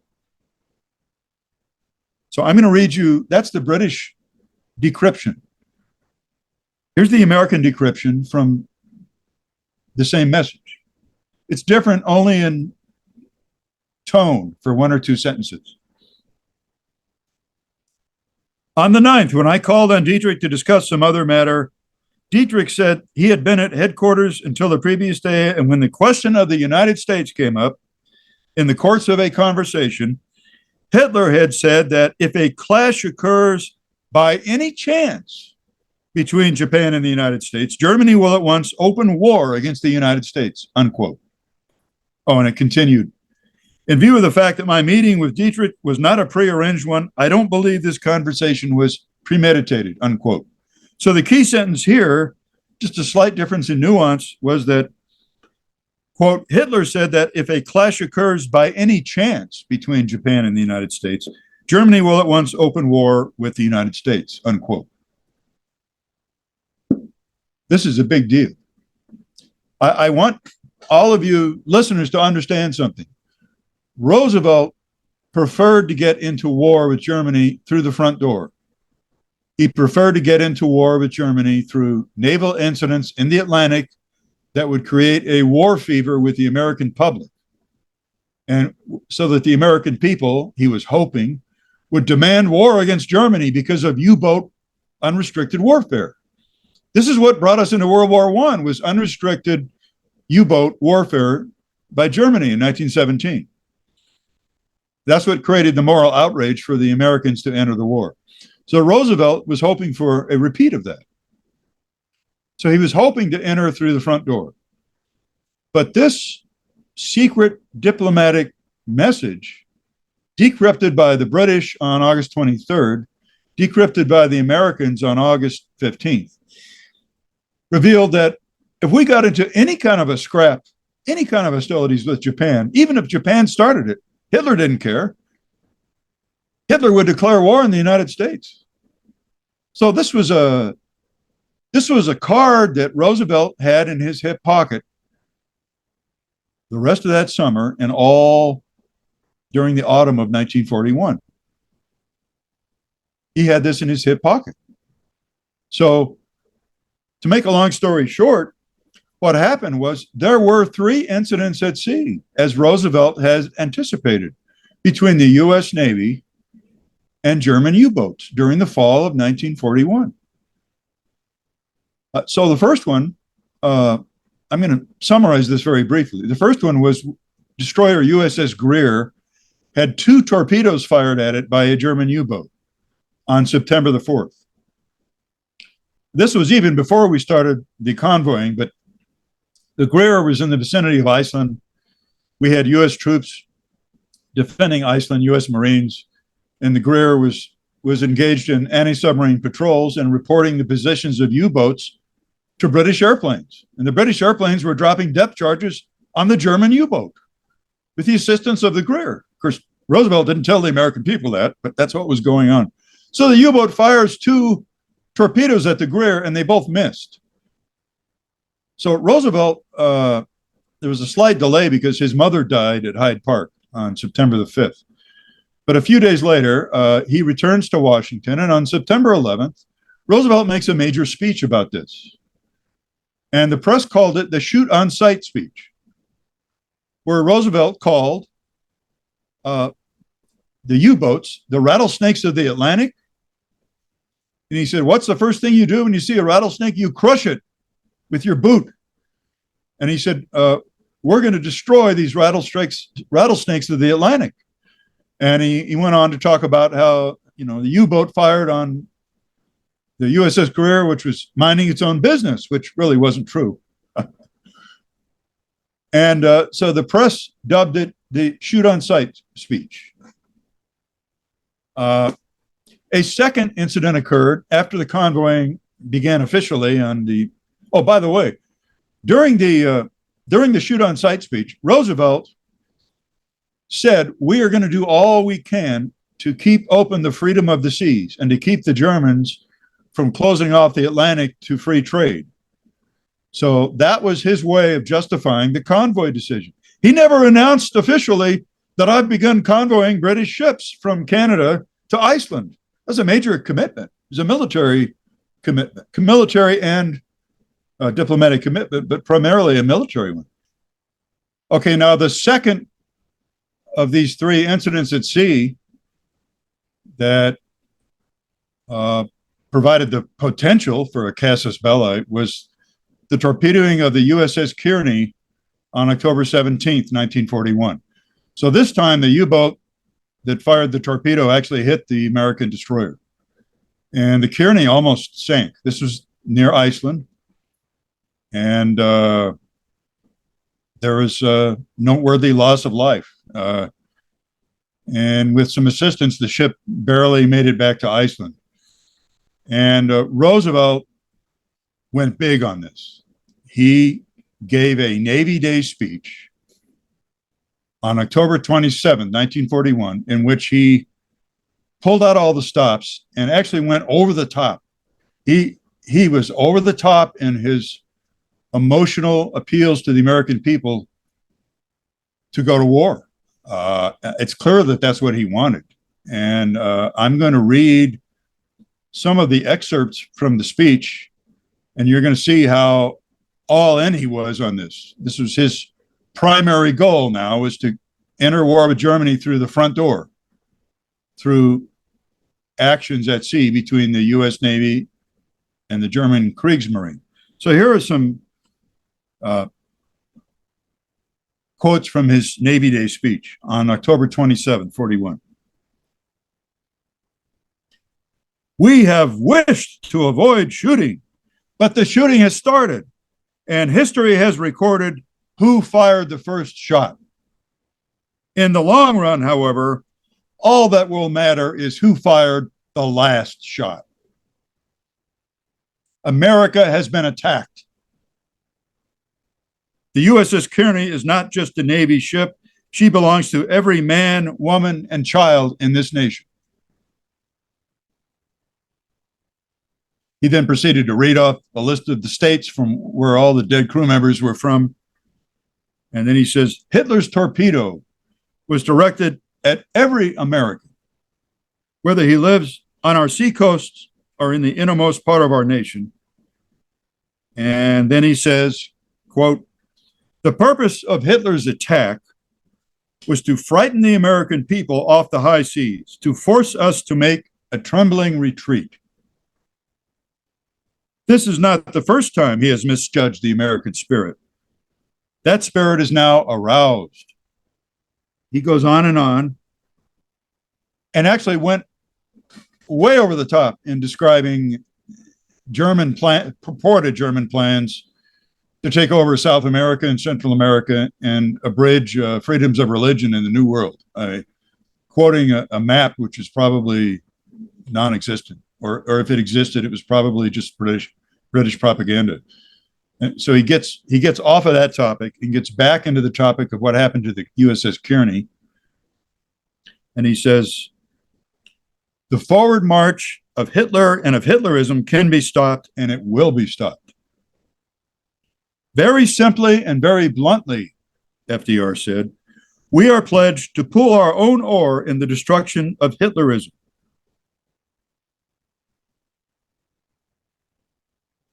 Each day that passes, we are producing and providing more and more arms for the men who are fighting on actual battlefronts. That is our primary task. And it is the nation's will that these vital arms and supplies of all kinds shall neither be locked up in American harbors nor sent to the bottom of the sea. It is the nation's will that America shall deliver the goods. In open defiance of that will, our ships have been sunk and our sailors have been killed. Our determination to not take it lying down has been expressed in the orders to the American Navy to shoot on sight. These orders stand. Our American merchant ships must be armed to defend themselves against the rattlesnakes of the sea. Our American merchant ships must be free to carry our American goods into the harbors of our friends. Our American merchant ships, must be protected by the American Navy. He continues, it can never be doubted that the goods will be delivered by this nation, whose Navy believes in the tradition of damn the torpedoes, full speed ahead. Our Navy is ready for action. Indeed, units of it in the Atlantic Patrol are in action.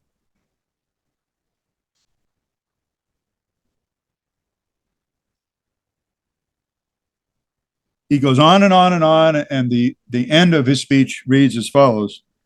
Today, in the face of this newest and greatest challenge of them all, we Americans have cleared our decks and taken our battle stations. We stand ready in the defense of our nation and the faith of our fathers to do what God has given us the power to see as our full duty, end quote. Quite an emotional peroration he made. And you know what? It didn't work. All it did was excite and agitate the isolationist movement, who went nuts for this speech, because the intent was clear. He was hoping for some kind of spontaneous resolution of war in Congress, and nothing of the kind happened, except a lot of pushback. So just a few days later, on October 31st, the third of these three incidents at sea happened, and the U.S. destroyer, USS Reuben James, was sunk by a German torpedo, actually sunk with great loss of life. All the officers were killed. I think over 100 people died. And what did Roosevelt say about that? Absolutely nothing. Because he knew that game was over. The thing he had promised to Churchill at Argentia was to become more and more provocative and hope for an incident at sea. And if the Germans didn't like it, they could attack U.S. ships. So this had happened 3 times now, and he knew it wasn't going to work. There was going to be no natural war fever arising from these incidents at sea between American destroyers and German U-boats. So he said nothing about the third incident, even though it was the most serious of the 3 incidents. So at this point, by October 31st, 1941, I would say by the next day, by November 1st, Roosevelt knew he could no longer go to war against Hitler, which was his primary goal, through the front door. He was going to have to use the back door. And the thing is, he had this card in his hip pocket from August. He had the magic decrypted message where Hitler had indicated to this general, Sepp Dietrich, in August, that if by any chance Japan gets into a clash with America, I will make war on the United States. So he had that card in his hip pocket. And the one thing I haven't done yet is tell you who Sepp Dietrich was. So in that message, and you get to read a facsimile of the actual decrypted message on the last page of my book. It's on page 438, the actual message that I got from the British National Archives. And I also put it in a special chapter where you can read it, where the text is bigger. The Japanese ambassador mentioned meeting with somebody named Dietrich. So I want to tell the audience who Dietrich was. Dietrich was Sepp Dietrich. Sepp Dietrich had been Hitler's chauffeur in the 1920s, member of the SS.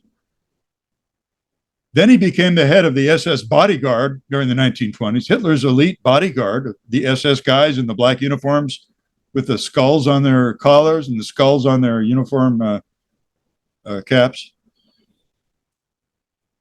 And then when the war began when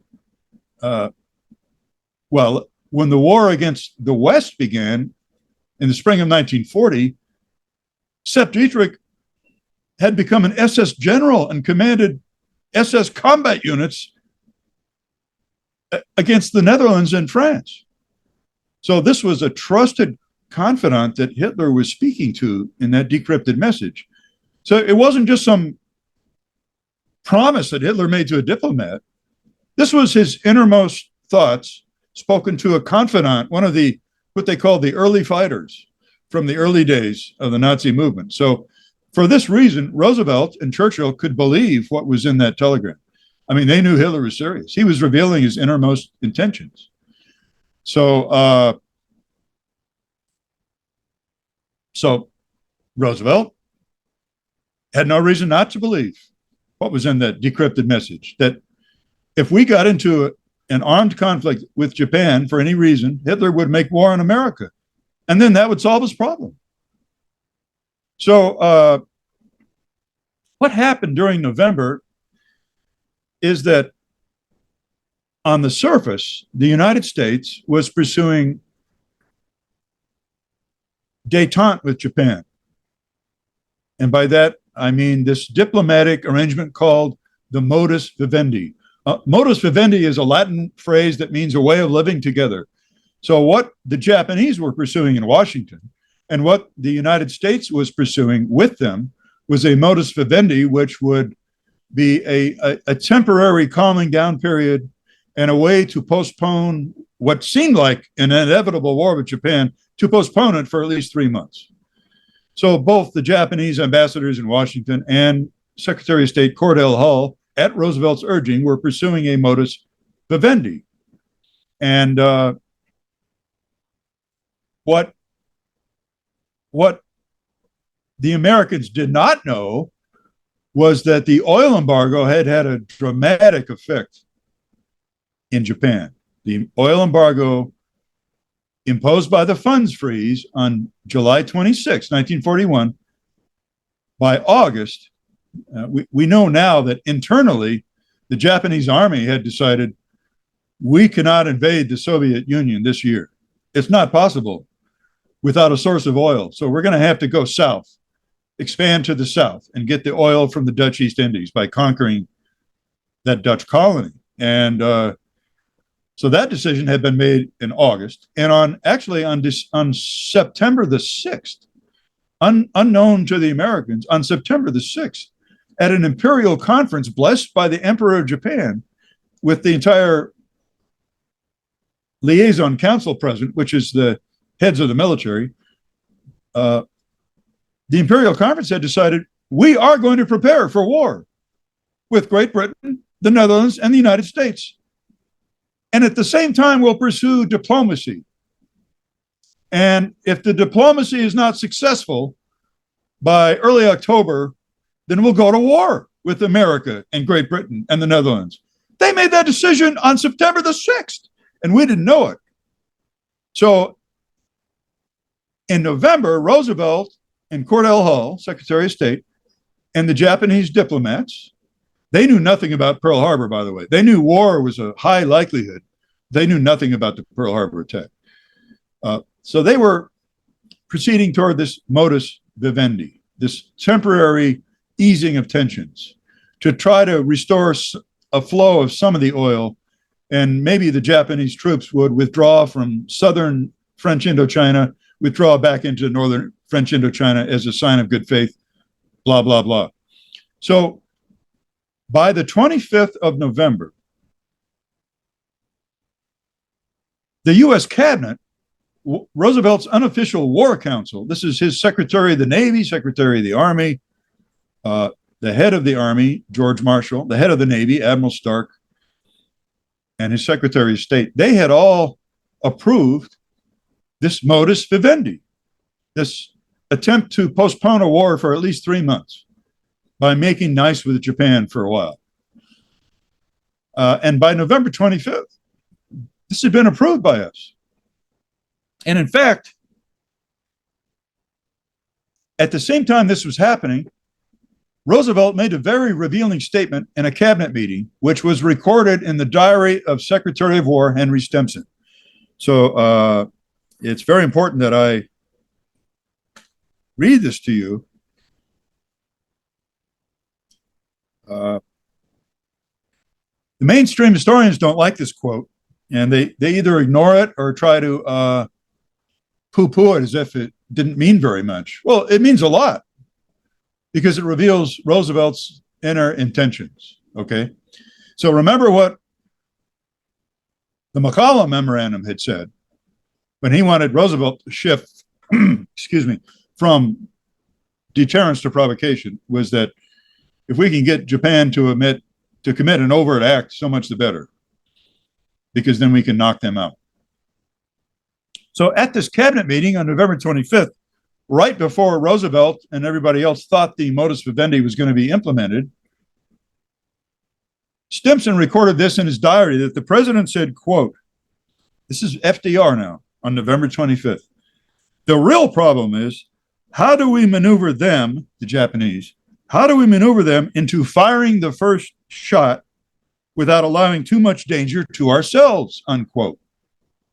That's the president of the United States saying that in private to his war council, what would become his war cabinet in a very short amount of time. And after the war, Stimson testified as follows when he was asked by Congress to comment upon that statement made by the president. And so Stimson testified as follows after the war, during the congressional investigation. He said, in our view, it was desirable to make sure the Japanese be the ones to do this, to fire the first shot, so that there would remain no doubt in anyone's mind as to who were the aggressors, end quote. And then George Marshall said this was his attitude at the time when he testified before Congress. His attitude was, when war begins with Japan, the Japanese must be given no opportunity whatever to claim that we had taken some overt act which forced a state of war upon them. If they create a situation, however unjustified, however logical, in which they could lead even a portion of our people to believe that our overt action had forced them into an act of war, we would have a divided country, which would be a terrible tragedy in a war situation. They both endorsed at the time, both Marshall and Stimson. This is the Secretary of War, Stimson, and the Secretary of the Army, George Marshall, endorsing the fact that the Japanese had to be placed in position to fire the first shot before we went to war with them. We couldn't fire the first shot or we'd have a divided country. That happened. Now, I want to back up just 3 days and a little bit more and tell you what was happening in Japan, because it becomes a major part of the story, of the Pearl Harbor story. War games were held in Japan, tabletop war games in September and October.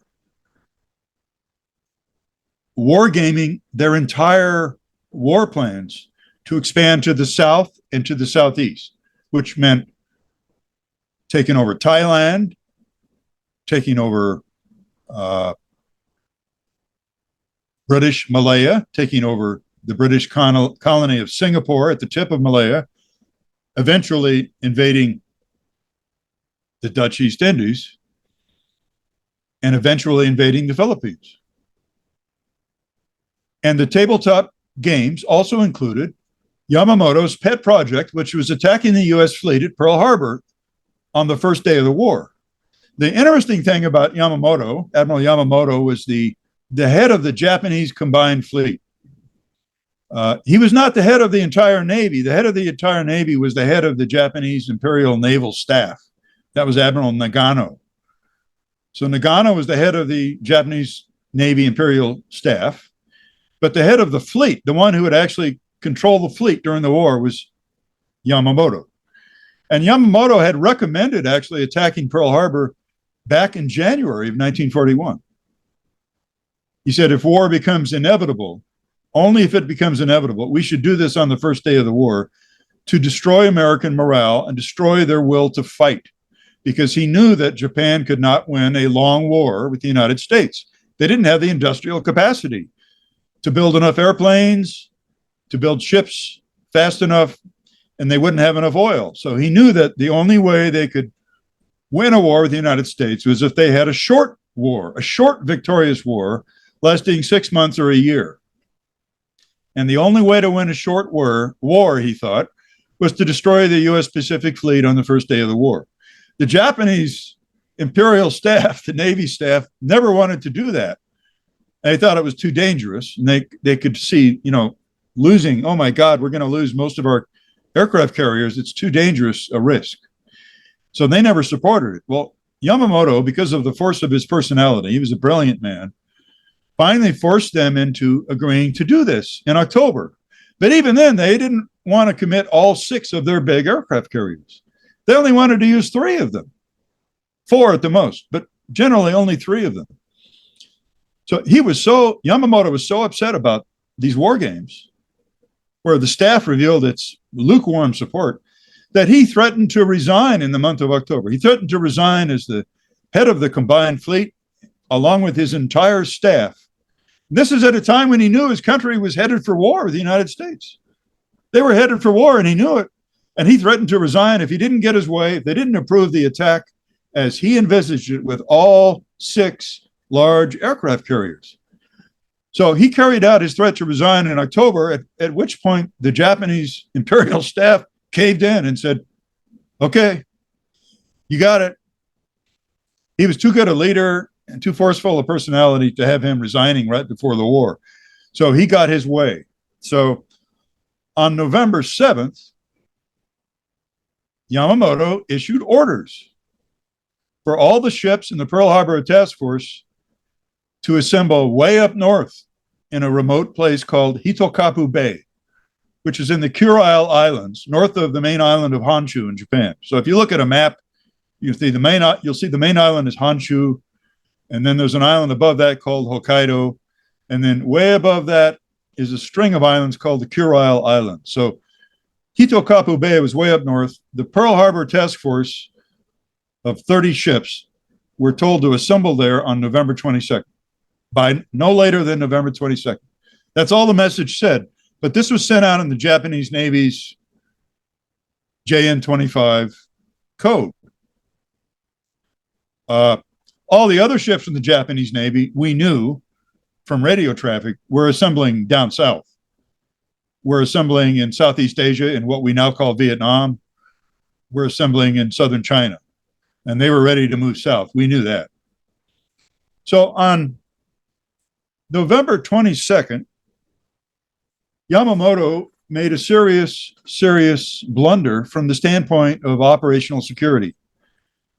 He sent out an attack order for the Pearl Harbor attack over the radio in a message that could be intercepted because it went out on the radio waves to the entire First Air Fleet, which was the attack force coming at Pearl Harbor. And I'm going to read you the text of this message, which the mainstream historians do not want to talk about. They do not want to talk about this message. And thank God Robert Stinnett talked about it in his book, Day of Deceit, in the year 2000. So I'm going to read you his attack order for the Pearl Harbor operation, which Yamamoto sent out on November 22nd. From the commander-in-chief of the combined fleet to the First Air Fleet, those are the 6 big aircraft carriers in the Japanese Navy and all of their escorts. The task force, keeping its movement strictly secret and maintaining close guard against submarines and aircraft, shall advance into Hawaiian waters, and upon the very opening of hostilities, shall attack the main force of the United States fleet in Hawaii and deal it a mortal blow. The first air raid is planned for the dawn of X day, exact date to be given by later order. On completion of the air raid, the task force shall speedily leave enemy waters and return to Japan. Now, here's a very important sentence. The last sentence in the order says this: should the negotiations with the United States prove successful, the task force shall hold itself in readiness forthwith to return and reassemble. End quote. I'm going to interpret that for you. What he's saying is, if the negotiations, which have been going on for months, since February 41, and which are going on even now, if they are successful, you will not attack Hawaii, and instead you will turn around, reassemble, and come home, and you will not carry out the attack. A remarkable statement, a remarkable caveat for an attack order. But let's go back to the most important sentence in the attack order. The task force shall advance into Hawaiian waters. That's the first use of the word Hawaii, into Hawaiian waters.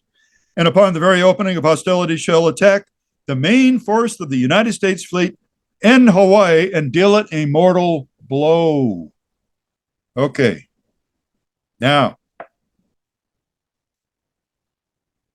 it's my contention, I'm going to cut to the chase here to save some time, that the British JN-25 decoding effort, which was a year ahead of ours and much more sophisticated than ours, that they decoded this message. We know they had time to send it back to London, the decryption back to London, because people later said they did so. 3 of their codebreakers told later historians that we gave a warning about this to London, and we told them to pass it on to Roosevelt into Pearl Harbor. But we know we notified London, and they sent the warning back to London. It's my contention that Churchill, almost certainly, I'm as certain as I can be, that he turned around and sent this decrypted message to Franklin Roosevelt so that he had it in his hands by the morning of November 26th, 1941. Why do I say that? Well, first of all, it was possible. The British had a secret means of communication with their number one propaganda and intelligence agent in the US that bypassed the State Department. So this Canadian, William Stevenson, the man called Intrepid, who later wrote his own book, William Stevenson ran the British supply mission in New York City, which was responsible for getting all the Lend-Lease aid from the United States. It was also his job to mold American public opinion and get us to the American public to be in favor of entering the war. He operated out of Rockefeller Center, New York City. They had a secret underwater cable, which didn't have to use radio broadcasts that went through the air, an underwater cable, which wasn't tapped, directly to the East Coast, which ended up in his office in New York City. And it had been used before for various things. So it's my contention that Churchill sent this decrypted Yamamoto message of 22 November to Roosevelt in time for him to get it on the morning of November 26th. Now, what happened the day after that? The day after that, on November 27th, after Roosevelt had sent Japan a brutal ultimatum, which had not been the plan. He sent them an ultimatum, which I'll talk about in a minute. Roosevelt sent his son back up to New York City and had him send a message to Churchill on this secret circuit from Stevenson's office to Bletchley Park. And that message said, negotiations are off, expect action within 2 weeks. So that message that James Roosevelt, the son of the president, drove back up to New York and had transmitted on the 27th, that message was clearly a reply to something else. Negotiations are off, expect action within 2 weeks. Services expect action within 2 weeks. So I believe it was a response to the message about the forthcoming Japanese attack. Now, how do we know that the message about the Japanese attack was sent? It's very important that you understand this. We have 2 sources. One source was a publication made by the U.S. government in 1946 called the Campaigns of the Pacific War. And it contained the results of all the interviews that had been done of the Japanese prisoners of war right after they surrendered. The U.S. Army interviewed, and U.S. civilians interviewed the key surviving Army and Japanese naval officers, immediately interviewed them. And so they all recalled this key message that Yamamoto sent out on November 22nd. They recalled the exact text. And so that ended up in this 1946 U.S. government publication called Campaigns of the Pacific War.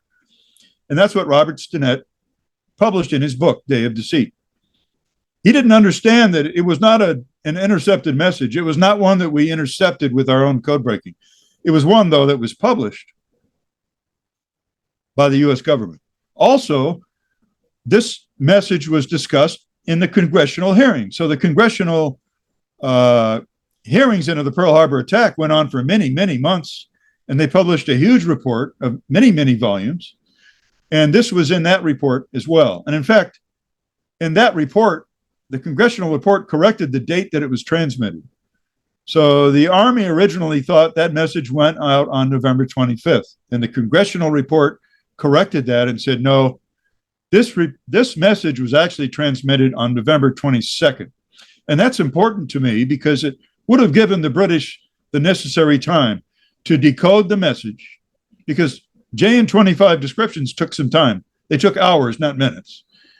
And then send it to London by secure means and give the London chiefs of staff and Churchill time to read it and time to decide what to do about it.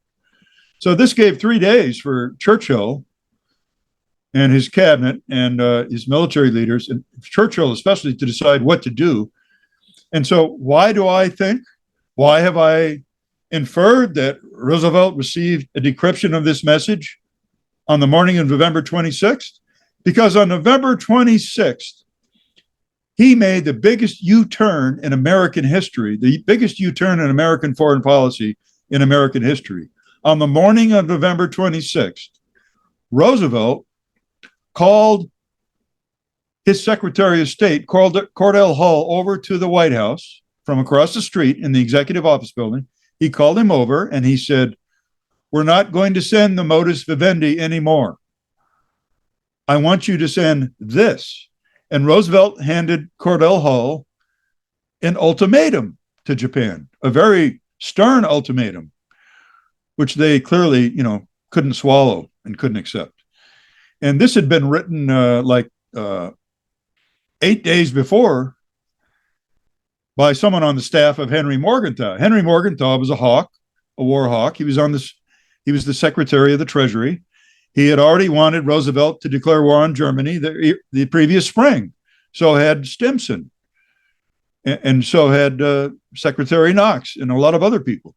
So Morgenthau had presented this ultimatum to Japan at the time when we were negotiating the modus vivendi. Roosevelt ignored it at first. So the question has to be, what made him change his mind overnight and abandon this modus vivendi, which would have delayed war by at least 3 months and given Japan a little more oil in exchange for them pulling out of southern French Indochina as a sign of good faith? What made him abandon the modus vivendi, accommodation, and adopt a really hard-nosed attitude? And I have concluded that it must have been the Yamamoto attack order that Churchill clearly sent to him, and which Roosevelt clearly read the morning of the 26th. Now, I want to read to you what Cordell Hull said in anger when he returned from his meeting at the White House the morning of November 26th. Roosevelt called Cordell Hull over to the White House, told him, "We're not going to have a modus vivendi. I want you to send this ultimatum." And here's what Cordell Hull said to an assistant named Landreth Harrison when he came back over from the White House 15 minutes later. Quote, "Those men over there do not believe me when I tell them the Japanese will attack us. You cannot give an ultimatum to a powerful and proud people and not expect them to resist violently. So, That was Cordell Hull's attitude. And Admiral Kimmel in Pearl Harbor, he's the head of the Pacific Fleet. He was about to become the victim of the Pearl Harbor attack. His intelligence officer, Edwin Layton, later wrote a book called I Was There for Pearl Harbor and Midway. And Layton later wrote in his memoirs that it was clear to him that Cordell Hull, Secretary of State, was quote, the reluctant executor of a direct presidential order, unquote. In other words, he was forced to send the Hull note, which is really the Morgenthau note, which was really written by Harry Dexter White 8 days prior. And so what did the Hull note say? It was sent out late on the afternoon of November 26th. So the Japanese were not expecting this. First of all, it said, you must conclude a multilateral non-aggression pact and sign it with us that you will never attack the British Empire or the Dutch East Indies. You have to negotiate that and sign it along with us. They then said, oh, and you won't attack Thailand either. This was the thing that was even more unacceptable. The Hull note said, the government of Japan will withdraw all military, naval, air, and police forces from China and Indochina. What? So you see, the modus vivendi had avoided the subject of China because we knew the Japanese couldn't win the war in China. They'd been fighting there for 4 years. And withdrawal from China was unacceptable to them. It was their Vietnam times 10. It was very serious to them. So instead of avoiding talking about China, the modus vivendi had only said, we want you to remove your troops from southern Vietnam back into northern Vietnam as a sign of good faith. But the Hull note says you got to remove all your troops from China and Indochina. It also says you won't recognize any government in China except the government of Chiang Kai-shek, which was the Japanese enemy. He was the head of the nationalist Chinese armies, which the Japanese were fighting. So it also said, and if you do all these things, we'll turn on the oil again. We'll have negotiations and resume normal economic and trade relations. So the Hull note was perceived as an ultimatum by Japan. And I mentioned Commander Rochefort earlier. Commander Joe Rochefort, who was in charge of the Navy codebreaking at Pearl Harbor, later said during his oral history in 1970, he said, quote, I believe sincerely that the November 26 message, he means the Hull note, the November 26 message was an actual ultimatum the Japanese could not accept, and their only alternative was to go to war, unquote. So that's what happened. And then, so you see you must understand what Roosevelt's goal was. Yamamoto's attack order had said on November 22nd, he had told his First Air Fleet, you're going to attack the U.S. fleet in Hawaiian waters and destroy it, unless our negotiations are successful. And if they are, you will turn around, reassemble, and come home. And Roosevelt's goal clearly was to make sure the negotiations weren't successful, because he could only enter the war against Germany now through the back door. He couldn't enter the war against Germany that he wanted through the front door. That had failed. The 3 incidents in the Atlantic had not resulted in a casus belli. There was no war fever in the United States. So, in fact, after those 3 incidents in the Atlantic, the number of people in the United States who did not want to fight Germany was about 80%. 2/3 of the American people supported all aid to Great Britain short of war, but about 80% of the American people did not want to fight Germany. And Roosevelt knew that. So the Hull note was designed to make sure the negotiations, which were almost at the end, were not successful, and that this attack would take place. Now, One of the lies that's been told by mainstream historians over the years is that the Japanese fleet heading toward Pearl Harbor was under complete radio silence, and therefore we had no way of knowing that they were coming. Well, that's not true. Robert Stinnett helped expose that. John Toland, another historian, helped expose that. But I've got the best evidence of all, and that is the report of the Congressional Committee into the Pearl Harbor attack. So the Congressional Committee published evidence in 1946 that said the Navy had intercepted radio traffic on November 30th between the Akagi, which was the principal Japanese aircraft carrier in charge of the attack. The Akagi was the flagship of the Pearl Harbor attack force, and she had been underway since November 26th. So they intercepted radio traffic between the Akagi and several oil tankers in an attempt to get oil. And they intercepted it on November 30th, and that went into a Navy report on November 30th. So this proves that the story about radio silence is a myth. Now, it's true Yamamoto ordered radio silence, but the order said, except in cases of extreme emergency. And as it turned out, there were conditions of extreme emergency. The Japanese task force sailed on November 26th. It had to sail through two major storms. So the first major storm was just prior to November 30th. And a lot of the ships got separated at sea, especially the oil tankers. The 7 oil tankers were very slow and got separated from the warships. So they had to be rounded up with low power radio transmissions. So the Japanese, clearly on the Akagi, they thought, well, we've got to get our tankers in close to us so we can refuel. We have to refuel on the way to Hawaii or we won't be able to make it home. So they told these ships where they were by radio. And these transmissions were picked up by the United States listening network. The United States Navy had a listening network all over the Pacific, which meant, for the most part, it meant the Philippines, Hawaii, Alaska, and then a lot of stations in the state of Washington and the state of California.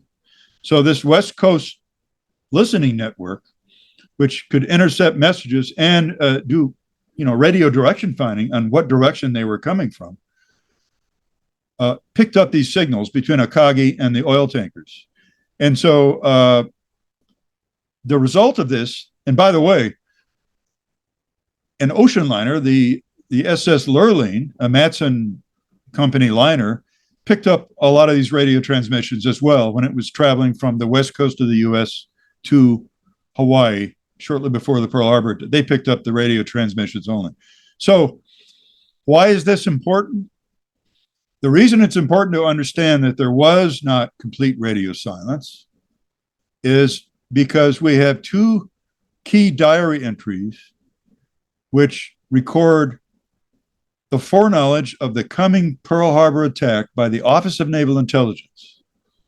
And believe me, if the Office of Naval Intelligence knew, then the president knew. ONI is not going to withhold key strategic information like that from the American president, especially not from the Navy president who loves the Navy. So the person who made the diary entries was someone that the U.S. Navy trusted implicitly. His name was Johan Ranneft. He was Dutch Navy Captain Johan Ranneft. He became Dutch naval attaché to the United States in 1938. He had become personal friends with, believe it or not, Arthur McCollum at the Office of Naval Intelligence. They were friends. And so Ranneft recorded two key diary entries on December 2nd and December 6th, which I want to read to you. They were a big part of Stennett's book in the year 2000. And they're very important historically. Stinnett, first of all, Ranneft was Dutch naval attaché to the United States for 9 years, from 1938 through 1947. You get that? From before we entered World War II, from before World War II started until well after it was over. And so there's one famous picture of the most beloved American admiral in history, Admiral Chester Nimitz. There's one fantastic photo of Admiral Chester Nimitz, who is now a fleet admiral, a 5-star admiral in 1946, giving the Legion of Merit Award to Rear Admiral Ranneft in 1946. So this is the year after the war ended. Chester Nimitz was no longer SINCPAC. He was no longer SINCPAC fleet. He was now the chief of naval operations after the war was over. And here he is giving a medal to Rear Admiral Johann Ranneft for his services to the U.S. Navy. So this tells you all you need to know about the relationship between Ranneft and the U.S. Navy. He was completely trusted, and he had carte blanche with ONI in 1941. I'm going to tell you why he had carte blanche with ONI. Why they would admit him to their most secret inner sanctums, and why he was able to make these diary entries. It was because he was a spy on behalf of the Allies. In 1940, he stole the plans to the world's best anti-aircraft gun, the Bofors cannon. The Bofors gun, the 45 millimeter pom-pom gun, which you see in all the World War II newsreels on U.S. Navy ships in the Pacific, he stole the plans from that and gave them to the United States Navy at the risk of his career. It was a joint Dutch-Swedish design. He gave the blueprints to the U.S. Navy. We built it, we tested it, and we made tens of thousands of those weapons and put them on all of our ships. And because he had done such a great service for us, he had free run of ONI. Besides, he dealt with intelligence all the time. He was the Dutch naval attaché for the government in exile in London. So he published his diary entries in 1952 in the Dutch language. And Robert Stinnett got them translated. Actually, John Toland had gotten them translated earlier, an historian. And then Robert Stinnett wanted to double check the translation. So he checked with the Dutch embassy in San Francisco, and he also checked with the Ministry of Defense in The Hague in the Netherlands. So here's what the diary entry says for December 2nd, 1941. Quote, meeting at the Navy Department, the location of 2 Japanese carriers leaving Japan with an eastern course are pointed out to me on the map, unquote. So the key words here are eastern course. You'll also note he says 2 carriers. Well, I think that's because these radio intercepts by the ONI listening stations all over the Pacific, they were imperfect. They didn't really know that it was 6 carriers. They only thought it was 2 carriers. So they only had part of the story. So Ranneft's diary tells you what ONI knew on December the 2nd. The location of 2 Japanese carriers leaving Japan with an eastern course are pointed out to me on the map. Okay. Now, the biggest diary entry is the one from December 6th. So here's the diary entry from December 6th, 1941, from Ranneft's diary.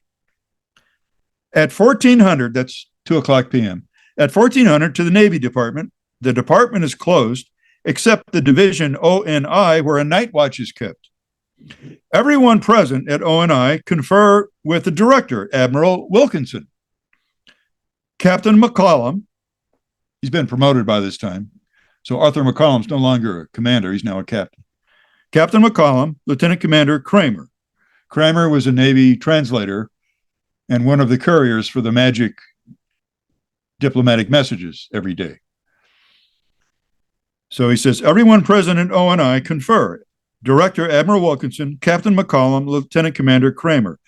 At my request, they show me the location of the two carriers west of Honolulu. I ask, what is the meaning of these carriers in this location? Whereupon I received the answer that it is probably in connection with Japanese reports of eventual American action. No one among us mentions the possibility of an attack on Honolulu. I myself do not think about it because I believe that everyone in Honolulu is 100% on the alert, just like everyone here at ONI, end quote. So, ONI on December 6th still thinks it's only two carriers. That's called the fog of war. They don't know there's six carriers. So they have some radio transmissions from Japanese carriers talking to tankers, but they only think there's two carriers. They got that part wrong. The fact that they're heading east across the North Pacific, they got that part right. So he mentions Honolulu. I just want the readers to understand the city of Honolulu is on the island of Oahu, the same island where Pearl Harbor is. It's right next door to Pearl Harbor. It's just adjacent to Pearl Harbor. So the fact that he says Honolulu here instead of Pearl Harbor is not a significant difference. So he says that the two carriers are still plotted on the chart on December 6th, heading toward Honolulu. But he's not concerned about it because he thinks everybody's on the alert.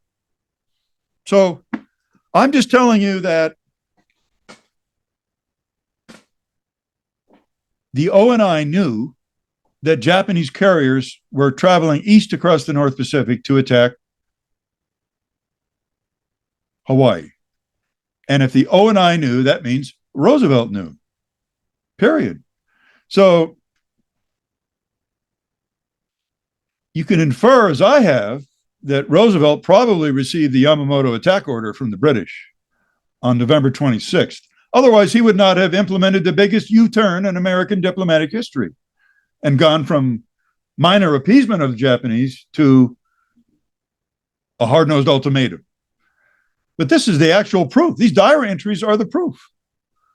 So let's turn now to the reaction of Roosevelt. Oh, by the way, I want to back up one day. On December the 5th, there was a cabinet meeting in the White House. It was the last cabinet meeting before December 7th. Frances Perkins, the Secretary of Labor, was a close observer of FDR. She had been his Secretary of Labor since 1933. She ended up serving him for 12 years. She knew him very well. So she recorded for her oral history with Columbia University in 1955 some very frank observations about Franklin Roosevelt and his true inner state in her oral history with Columbia. So she records that at the cabinet meeting on December 5th, the Secretary of the Navy, Frank Knox, is talking to the cabinet. And of course, Roosevelt is there. And Knox, we learned from a Time magazine article in the early 1950s that Knox had just received a briefing from the head of Office of Naval Intelligence about the location of the Japanese aircraft carriers. I'm not making this stuff up. Frank Knox on December 5th had just received a briefing from Admiral Wilkinson, the head of ONI, about the location of Japanese carriers. This was published in Time magazine in 1954. So then at the cabinet meeting, he blurts out to the cabinet and to the president, "Mr. President, we know where the Japanese fleet is."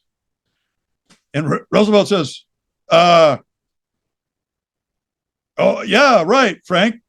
Why don't you tell us about it?" And Roosevelt's giving him some really intense looks. And Perkins is recording this later in her oral history in 1955 that Roosevelt was a bit alarmed. But he tells Frank Knox, "Well, okay, Frank, why don't you tell us about it?" So Frank, I'll just simplify this. Frank Knox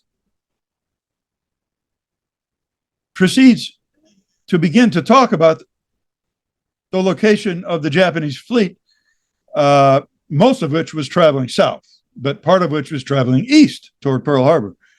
And Roosevelt basically interrupts him and says, Well, they're going south, right? He doesn't let Frank Knox say what he's about to say because Roosevelt's afraid he's going to talk about the carriers heading toward Hawaii. So he interrupts him and says, well, they're traveling south, right? And Knox says, well, yeah. And Roosevelt then throws a ringer in and he says, but they could just as easily be traveling north. Right, Frank? And of course, Frank Knox knows that's not true. And he says, what do you mean north? And so they have this little argument in front of these other people in the room that don't know what's going on. And especially Cordell Hull, Secretary of State, doesn't know what's going on. And Roosevelt says, well, they could just as easily be traveling north. You don't really have any firm idea of where they're going. And Knox says, well, I think we do. They're not engaged in exercises. They're engaged in real operations. And a lot of them are going south. And then so the other people in the cabinet picked up on the hints and they said, they may be heading for British Malaya and Singapore. That's what Roosevelt wanted people to think. So he basically preempts what Frank Knox is about to blurt out and changes and doesn't let Frank Knox say what he wants to say. And Frances Perkins records in her diary that night that something was really wrong here. I don't know what it was, but something was amiss. So then on the day of the Pearl Harbor attack, Franklin Roosevelt is the only one that remains calm. He's the eye of the storm. His own wife said that he was as cold as an iceberg. Eleanor Roosevelt said that. Everyone around him was overly excited. He was as cold as an iceberg and remained calm the whole day. And everyone else basically said the same thing. Now, when he met with the cabinet that night, Roosevelt was in a somewhat of a frazzled state because by that time, by 8:30 that night, when he met with Frances Perkins again and the rest of the cabinet, they knew how many ships had been sunk at Pearl Harbor and that 4 battleships had been sunk. One had been seriously damaged and was half sunk, the Nevada. The ships that were sunk were the California,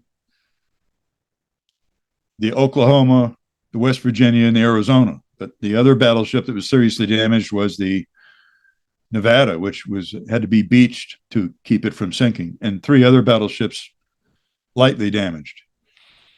And he was aware that the loss of life was very great and that the battle line had been essentially destroyed and wasn't usable anymore. And he was a bit dismayed by the amount of the damage that night. And she observed that during the cabinet meeting. And she observed him acting in what she considered to be a duplicitous manner and hiding something from his audience. She wasn't sure what it was, but she knew something was wrong and that he was hiding something. And she was judging this for his facial expression and the way he spoke and the way he behaved and by his nonverbal communications. And she recorded all this in detail in 1955 in her oral history at Columbia. And so I want to record for you what Harry Hopkins, the president's #1 aide in all affairs, said in a memo that he wrote the day of the Pearl Harbor attack. So on December 7th, pardon me, I'm going to page 411 at the end of the book. Okay, here we go. Getting close to the end, folks. Just a little more patience on your part. So the war cabinet met that afternoon about 3 o'clock. And purportedly, Roosevelt was icy calm. And here's what Hopkins wrote in a memo that night, Harry Hopkins, who had been Secretary of Commerce, who had then resigned because of poor health in 1940, and then lived in the White House and was essentially the assistant president for Roosevelt. Hopkins wrote this on December 7th at night.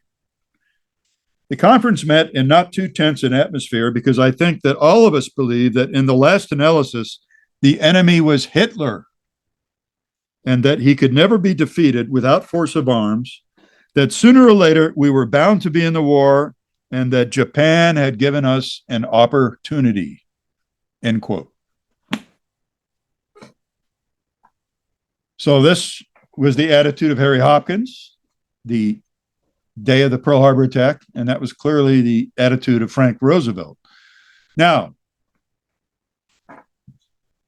I think the reason why Roosevelt was a little unbalanced for about half a day in terms of devastated by the amount of the damage was that he believed O&I, and he thought there were only two carriers headed for Hawaii, and he expected it would be a hit and run raid, and then it wouldn't do that much damage, but it would get us into the war because the American people would be mad as hell. And so the reason you would have let something like that transpire was because if you only thought it was two carriers and you didn't think it was six, and if you didn't think Japanese could operate torpedoes in shallow waters like Pearl Harbor, which is the way most of the Navy was thinking at the time, we didn't know the Japanese had developed special torpedoes that could run in very shallow water. We didn't know that. That's a secret weapon, if you were. We also didn't know the Japanese had converted 16-inch battleship shells into armor-piercing bombs, and that these huge armor-piercing bombs could penetrate the armored decks of battleships. We didn't know that either. So the Japanese used two special weapons at Pearl Harbor we didn't know they had, and they had six carriers headed toward Hawaii, not two. So I think Roosevelt expected minor damage from a hit and run raid. So he was set back by the amount of damage and off his game Sunday night. But he had recovered by the next day and gave a stirring speech asking Congress to declare war, and they did. But you'll note that FDR did not request a declaration of war on Germany and Italy, even though Germany was his primary goal. Fighting Germany was Roosevelt's primary goal, and he did not request that Congress declare war against Germany. That's because he had the message in his hip pocket. He knew that Germany was going to declare war on America once America got into a fight with Japan. And Hitler followed through 4 days later on December 11th. Italy and Germany declared war on the United States, and the United States Congress obliged on the very same day. So that's the story that I present in the McCollum Memorandum. Overnight, American public isolationism died. It was dead overnight.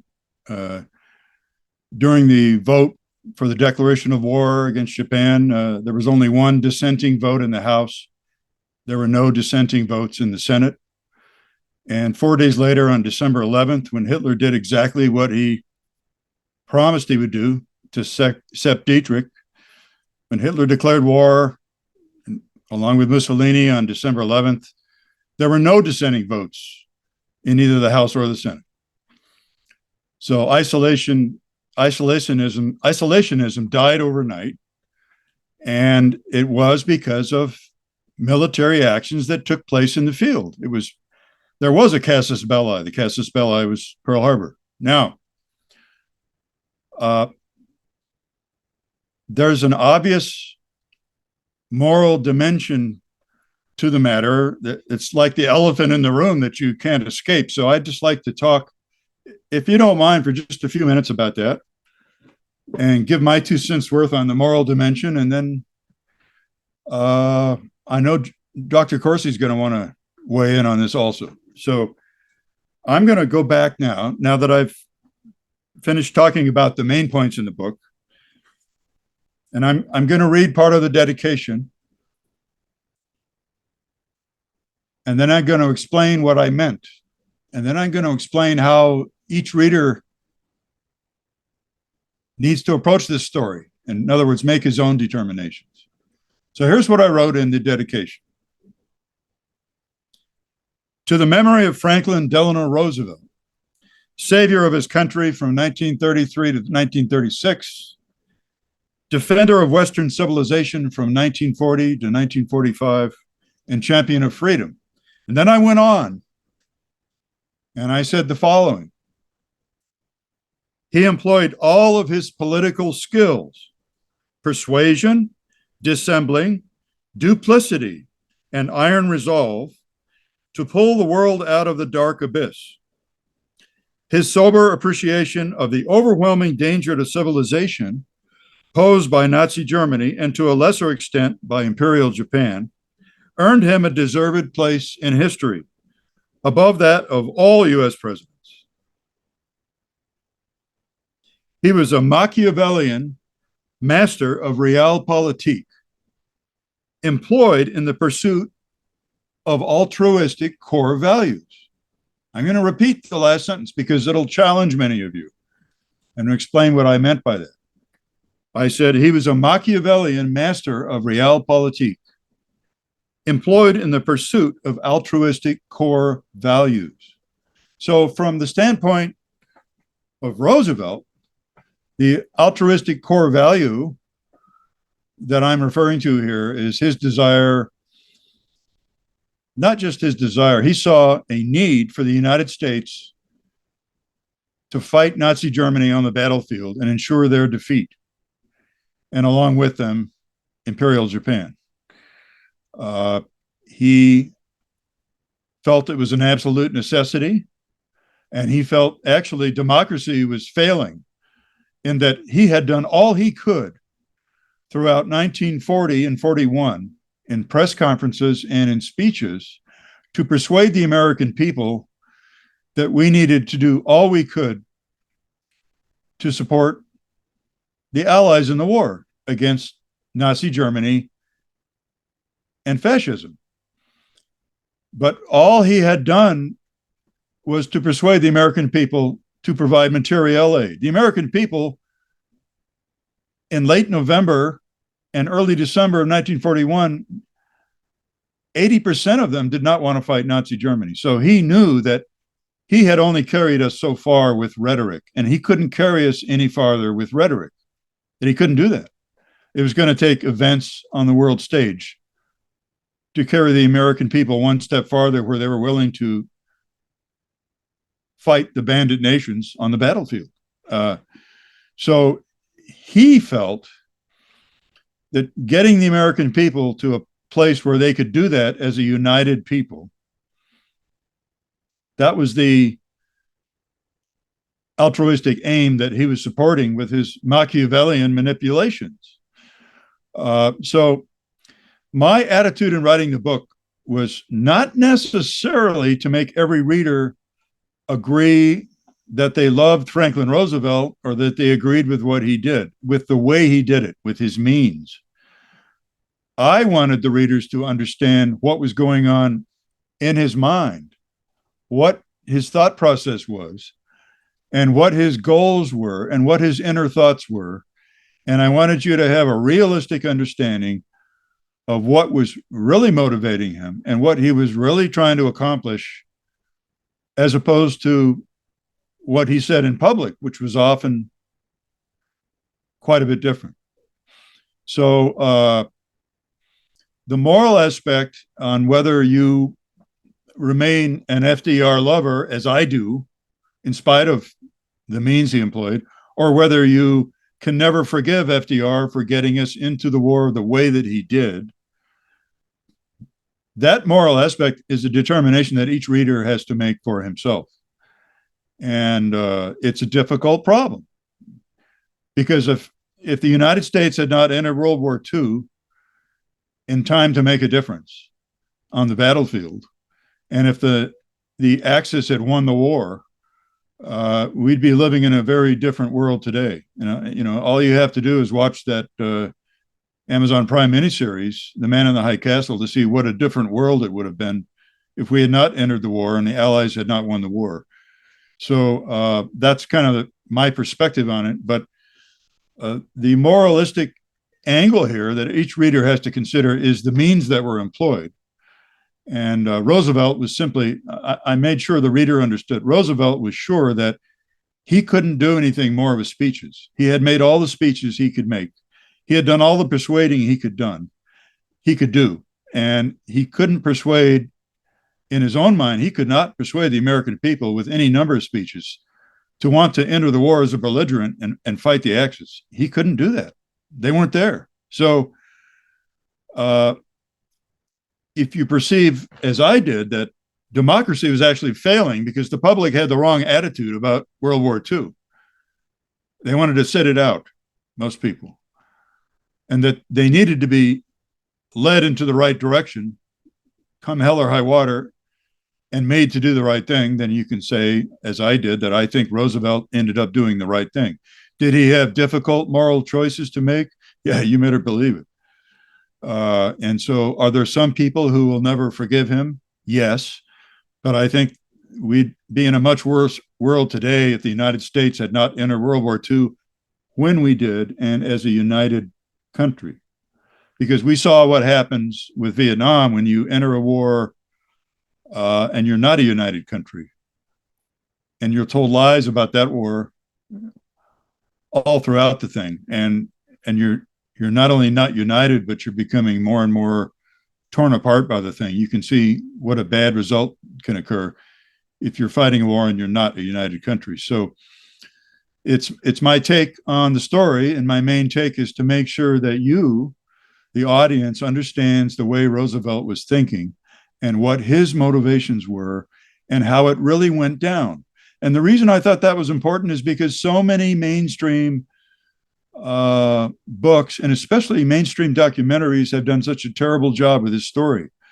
So the recent 3-part documentary on FDR on the History Channel, it was part documentary, part docudrama, was okay if you took several steps back and looked at the forest and not at the trees until you got to how we entered the war. And they did a terrible job in that regard. They did a terrible job. And Ken Burns did a terrible job on how we got into World War II. He did a terrible job. Great pictures, great photographs. But Ken Burns has always employed mainstream historians to support his work, who support institutional groupthink by mainstream historians and mainstream journalists. The only documentary that came close to telling the truth about this story was the PBS documentary about FDR decades ago. It was just called FDR. And David Grubin was the writer and the producer. And he did talk truthfully about the secret promises Roosevelt made at the Argentia conference. He did speak truthfully about that. He did not know about the decrypt. He didn't know about the British decrypt I provide in the book, where Hitler says, if Japan and America fight for any reason, I'm declaring war on the United States. He didn't know about that. So that's the other of the 2 big dots that I connect in this story. So I guess those are my concluding remarks. There are details in the book that we couldn't cover in this venue, but I want to thank Dr. Corsi for giving me the time to cover this in the detail that I did. If you want more detail, read the book or read the earlier 2-volume book, Deception, Intrigue, and the Road to War. But I prefer this latest version, the McCollum Memorandum. I think it's more readable, and I do think it's great material for a docudrama or a movie. There are a lot of dramatic scenes in there, pulled right out of the speeches and the diaries of the people alive at the time, that would provide plenty of grist for a film. So thank you again, Jerome, and I'm sure you would like to weigh in on this matter at this time. First of all, Doug, I want to tell you, you've done a magnificent job. I couldn't have, you exceeded my wildest expectations of what you could cover. This is the book. And Doug followed it. You followed it, Doug. I was reading the book along with you as you did the presentation. And everything you covered is in this book, and a great deal more that couldn't possibly be covered in the time we had. I mean, this is a definitive work.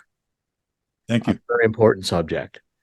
And I consider it to be, I'm glad you wrote it. Your first 2 volumes were excellent, but this one really ties it all together. Your first 2 volumes gave the data, but this book has analysis and has your thoughts about it. And I want to ask 1 or 2 questions, but I want everybody to see this. The reason is a reason it's so important to me, and you're so important to me, is you've done both Pearl Harbor and the yeoman's work on JFK and the assassination.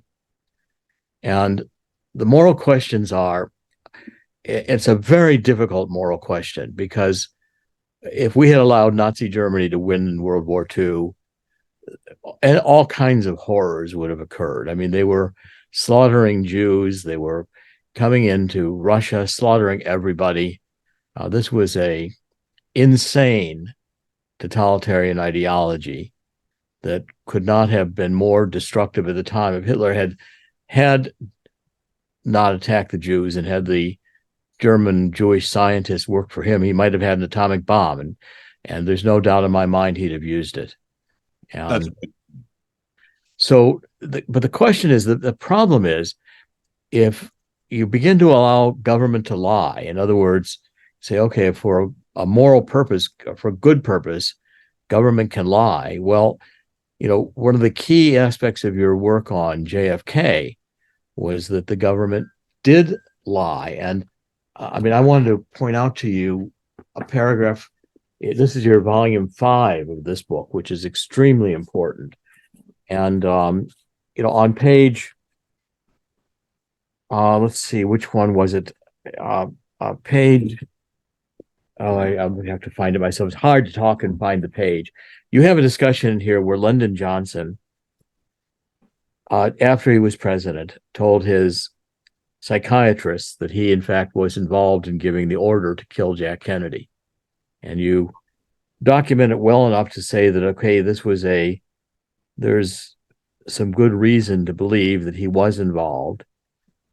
And of course, Kennedy, you also do a very good job of showing how the Secret Service opposed Kennedy's lifestyle, his libertine ways, how the military industrial complex was never recovered from his working with Khrushchev, the speech he gave at American University, the reaching out he did to Khrushchev to end the Cuban Missile Crisis, his finally saying we don't need to have war with Russia, we need to live in this world together, and how our military did not want that.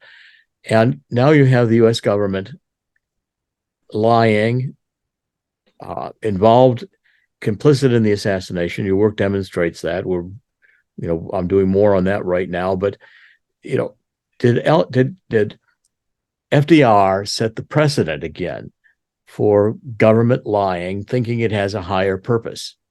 And that principle is a very dangerous principle.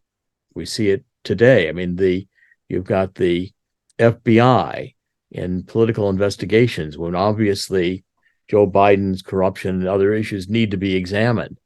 If the FBI say, well, we are for a higher standard of American justice, and we do not think that we need to go after Joe Biden, we need to go after the Trump supporters. And we've always had a principle in this country of not using our Department of Justice for partisan political purposes. So my question really is, your thoughts on, did the precedent that the FDR set and the subsequent application of that principle as we got into the Cold War, it has tremendous implications for evil if it's not properly used. What are your thoughts on that? Well, I would say two things about my work with FDR and Pearl Harbor and the Kennedy assassination. And that is that it's important that we understand today what really happened. Because if you don't understand today what really happened with those two events, and if the nation is not made to understand it and doesn't come to understand it, then we're in danger of similar things happening in the future. For example, JFK had a fraudulent autopsy from start to finish. The whole thing was a fraud. It was fraudulent. That's what my whole book is about. And I agree with John Newman, Professor John Newman, a former Army intelligence officer, who today believes that it's too simplistic to say the CIA killed Kennedy, or as some people have, that LBJ killed Kennedy. He believes the Pentagon was actually at the galactic center of the JFK coup, and that the CIA were willing handmaidens. And I would add to that by saying that I certainly think Lyndon Johnson had foreknowledge. All of his behavior shows that he had foreknowledge, and it certainly didn't make him unhappy at all. So I think what I've been trying to do is avoid an improper whitewashing of major historical events, like how we entered World War II for real, and how this president was assassinated. And the same thing goes for his brother, too, another complete cover up. But we have to beware in this country of institutional groupthink, where the only things that are acceptable for discussion in history texts or on documentaries are mainstream historical consensus. That's a very dangerous thing. So that's what I'm trying to do, is break up the false consensus about how the U.S. entered World War II by laying out the facts. And I've tried in the past, and I know you're working on another book now with Dr. Mantic. I've tried to prove that the entire JFK autopsy was a fraud, and that you don't have a fraudulent autopsy if a lone nut killed the president. The only reason to have a fraudulent autopsy is if you're covering up a coup. And then the important thing is not how many gunmen there were and where they were all standing, but the fact that is the real question is who hired them and why. So I guess without me getting into today's events, is something I don't desire to do today, but I do think that the false simplification of the mainstream explanations of how we enter World War II and both Kennedy assassination, those false explanations provided to the public are demeaning, insulting, and they're dangerous. And I will go to my grave until I'm 6 feet under the grass, doing all I can to tell the truth about those events, because I think telling the truth is important, and it's the way to minimize the same kinds of mistakes from happening today. That's all. I think that's, first of all, your work on JFK will be very important, and it's extremely important, the work we're doing with David Mantic, Dr. Mantic, and your analysis of the autopsy and of the medical evidence is indispensable to the work we're putting together now. But I think the fundamental thing to me that has been so impressive is that your commitment to the truth. In other words, we've got to start with the truth. It may not be what we want. It may not be what we like to hear. It may not be how we agree politically. Right. But the truth has got to be known. And it's to the truth. That's right. People have asked me, why did you write that 5-volume book about your ARRB memoir? Why did you write 2 different books about FDR and Pearl Harbor? The answer is simple. It's because I don't like being lied to. I really don't like it. To the innermost fiber of my being, I hate being lied to. And there are too many people who get involved in all these mainstream documentaries and simplistic mainstream accounts in books that they think the American people can't handle the truth. And so they call themselves institutionalists. And they say things like, well, I'm not going to support that conspiracy theory because it's damaging to our institutions, and I think we need to support our institutions. My answer to that is, if your institutions are built on lies, then they're built on a foundation of sand that cannot stand. And so we had lies told to us about 3 major assassinations in the 1960s, and look at the results today. Too many people don't believe anything the government says, no matter what it's about. It's because they realized at some inner level that we were lied to about very important events in the 1960s. And that has seeped into the public consciousness. And so, yeah, I just don't like being lied to. I'm a truth teller.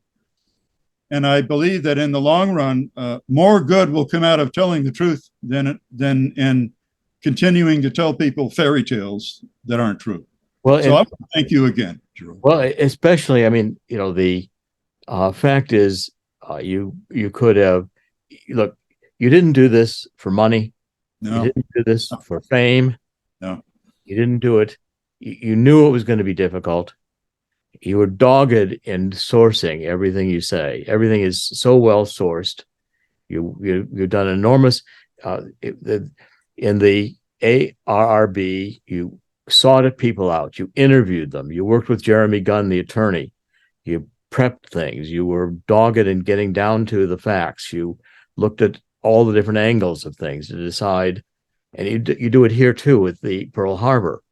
You get to the intercepts, and you're taking all these historical works which have told us now since Pearl Harbor, this is 1941, and we're now at 2023, have told us that the Japanese maintained radio silence. They told us lie after lie after lie, because the hard truth, which is let it fall where it may, Roosevelt let the men and women who died at Pearl Harbor die and he ruined Admiral Kimmel's career, other careers. I could have given Leighton and Rochefort the JN-25 intercepts that he had. Didn't want to prepare them. And those are issues which are first of all, they're true. We have to start there. And we have to realize that we always need to get to the truth in order to be able to evaluate these policies. And you can tell any number of instances, and I won't get into the modern current politics, but you can think of a dozen instances where we've gotten into wars on the basis of premises that are not true. And again, I don't care who the politician is or how brilliant they think they are, how able they are. FDR was right, and the case was compelling that Nazi Germany had to be stopped. But yet the president, and there was not really an alternative. We would not have gotten into the war. He tried everything. You were brilliant in showing how, these ship attacks, 3 ships, they finally gave up. And that's why I like this book so much, because you do take on the moral questions and you struggle with them. And I don't think these are easy questions, but I think they're not, Jerome. And it's a good way for us to have ended our discussion today. This book, thank you so much for holding it up. I want people to buy it and read it. Yeah, it's the best book about FDR and Pearl Harbor and how we really entered the war that you've never heard of. And this book, you beat what you topped Stinnett. What he did was excellent, but you took it to another level. I agree. What he did was excellent, and it was groundbreaking. And for those of you who want to read the entire McCollum Memorandum, the whole thing, he published it in facsimile. So you can read his appendix and read every single word in it, which is wonderful. And what I did was I quoted the final 3 or 4 paragraphs in the document. But I also tried to bring McCollum to life for you and, explain to you who he was and the fact that he became friends with Johann Ranneft, the Dutch naval attaché, who enters the end of our story. So there are so many pages of books, Jerome, on the Pearl Harbor attack. There are too many books for sale. There's so many pages of books on Amazon. I think this book is on page 67 of 70 book pages. Well, that's the problem. So they needs to be on page 1. List things based on how many copies they've sold already. So if people want to change that, they can go and just order this on your recommendation, which I very much appreciate. If they like what they've heard today and they want to read more about it and read the details, they can do that with the book. So I would encourage people to do that. You're not going to read this book in 1 or 2 days. It's going to take a week or 2. But I think it will captivate you, and it will. You're going to read it more than once. You're going to read it more than once because it's not there's a lot of thought that goes into it, and you've got to take time to let that absorb and to, reflect on what you just learned. But right. And Roosevelt had to slow down his advisors many times. He had many advisors who wanted him to declare war on Germany. Sure. And he kept saying, no, no, no, no, no. American people aren't ready for that. So he had to tell Secretary of War Stimson, Secretary of the Treasury Morgenthau, Secretary of the Navy Knox, and others. No. In fact, we're not even going to convoy yet. He knew that, he had lost the American people twice. And he says, I can't do what Woodrow Wilson did and lose the American people. Because if I do, I'll turn around and there'll be nobody following me. So Woodrow Wilson lost the American people over the League of Nations, didn't bring them along with that. Roosevelt lost the people on the court packing scheme in 1937. He knew he couldn't do that again.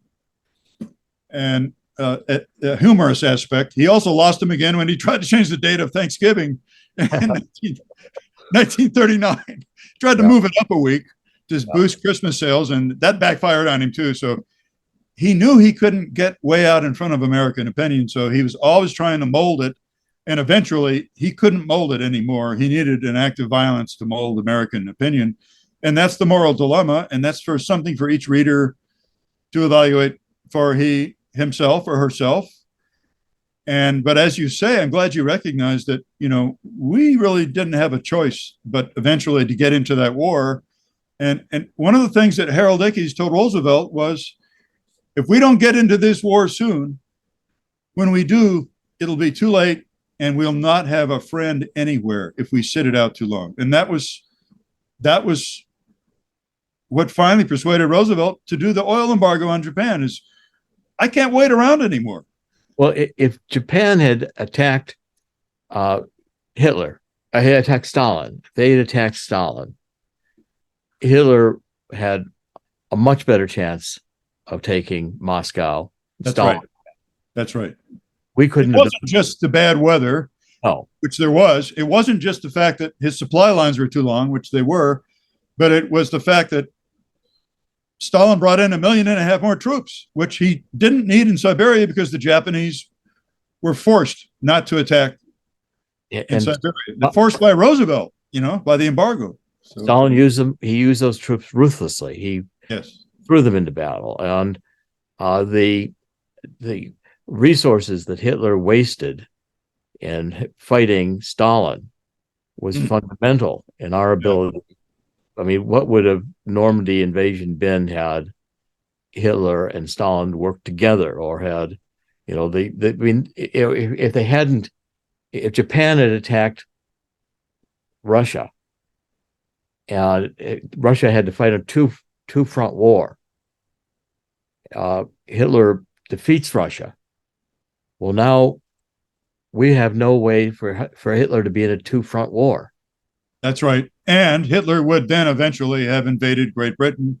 Oh, certainly. Overpowered them. It might have taken him another year to get ready for it, but that was already in his plans. And so without Great Britain there to serve as a bombing platform for the American and British bombers, and without Great Britain there to serve as a launching platform for the Normandy invasion, there would have been no defeat of Germany in the war. And at the same time, it's important now that we go back and get the truth. And it's important that we stay to the standard of getting the truth. It's important that we have reporters or historians that are courageous enough not to worry about their institutional position, to want to have a emeritus position at some prestigious university, which you don't have, which I don't have, and I couldn't care less. Me too. I didn't have to worry about that. So I didn't have to worry about not getting emeritus or not getting tenure at Podunk University. I was just able to tell it like it is as I see it. And what you worried about was I've got to go interview this guy. I've got to get this information. I've got to dig this out. You were dogged in doing that. And that's what I admire so much. Well, thanks again, Dr. Corsi, for your support, and especially for the time you've given me on this subject I can't thank you enough. Thanks a lot.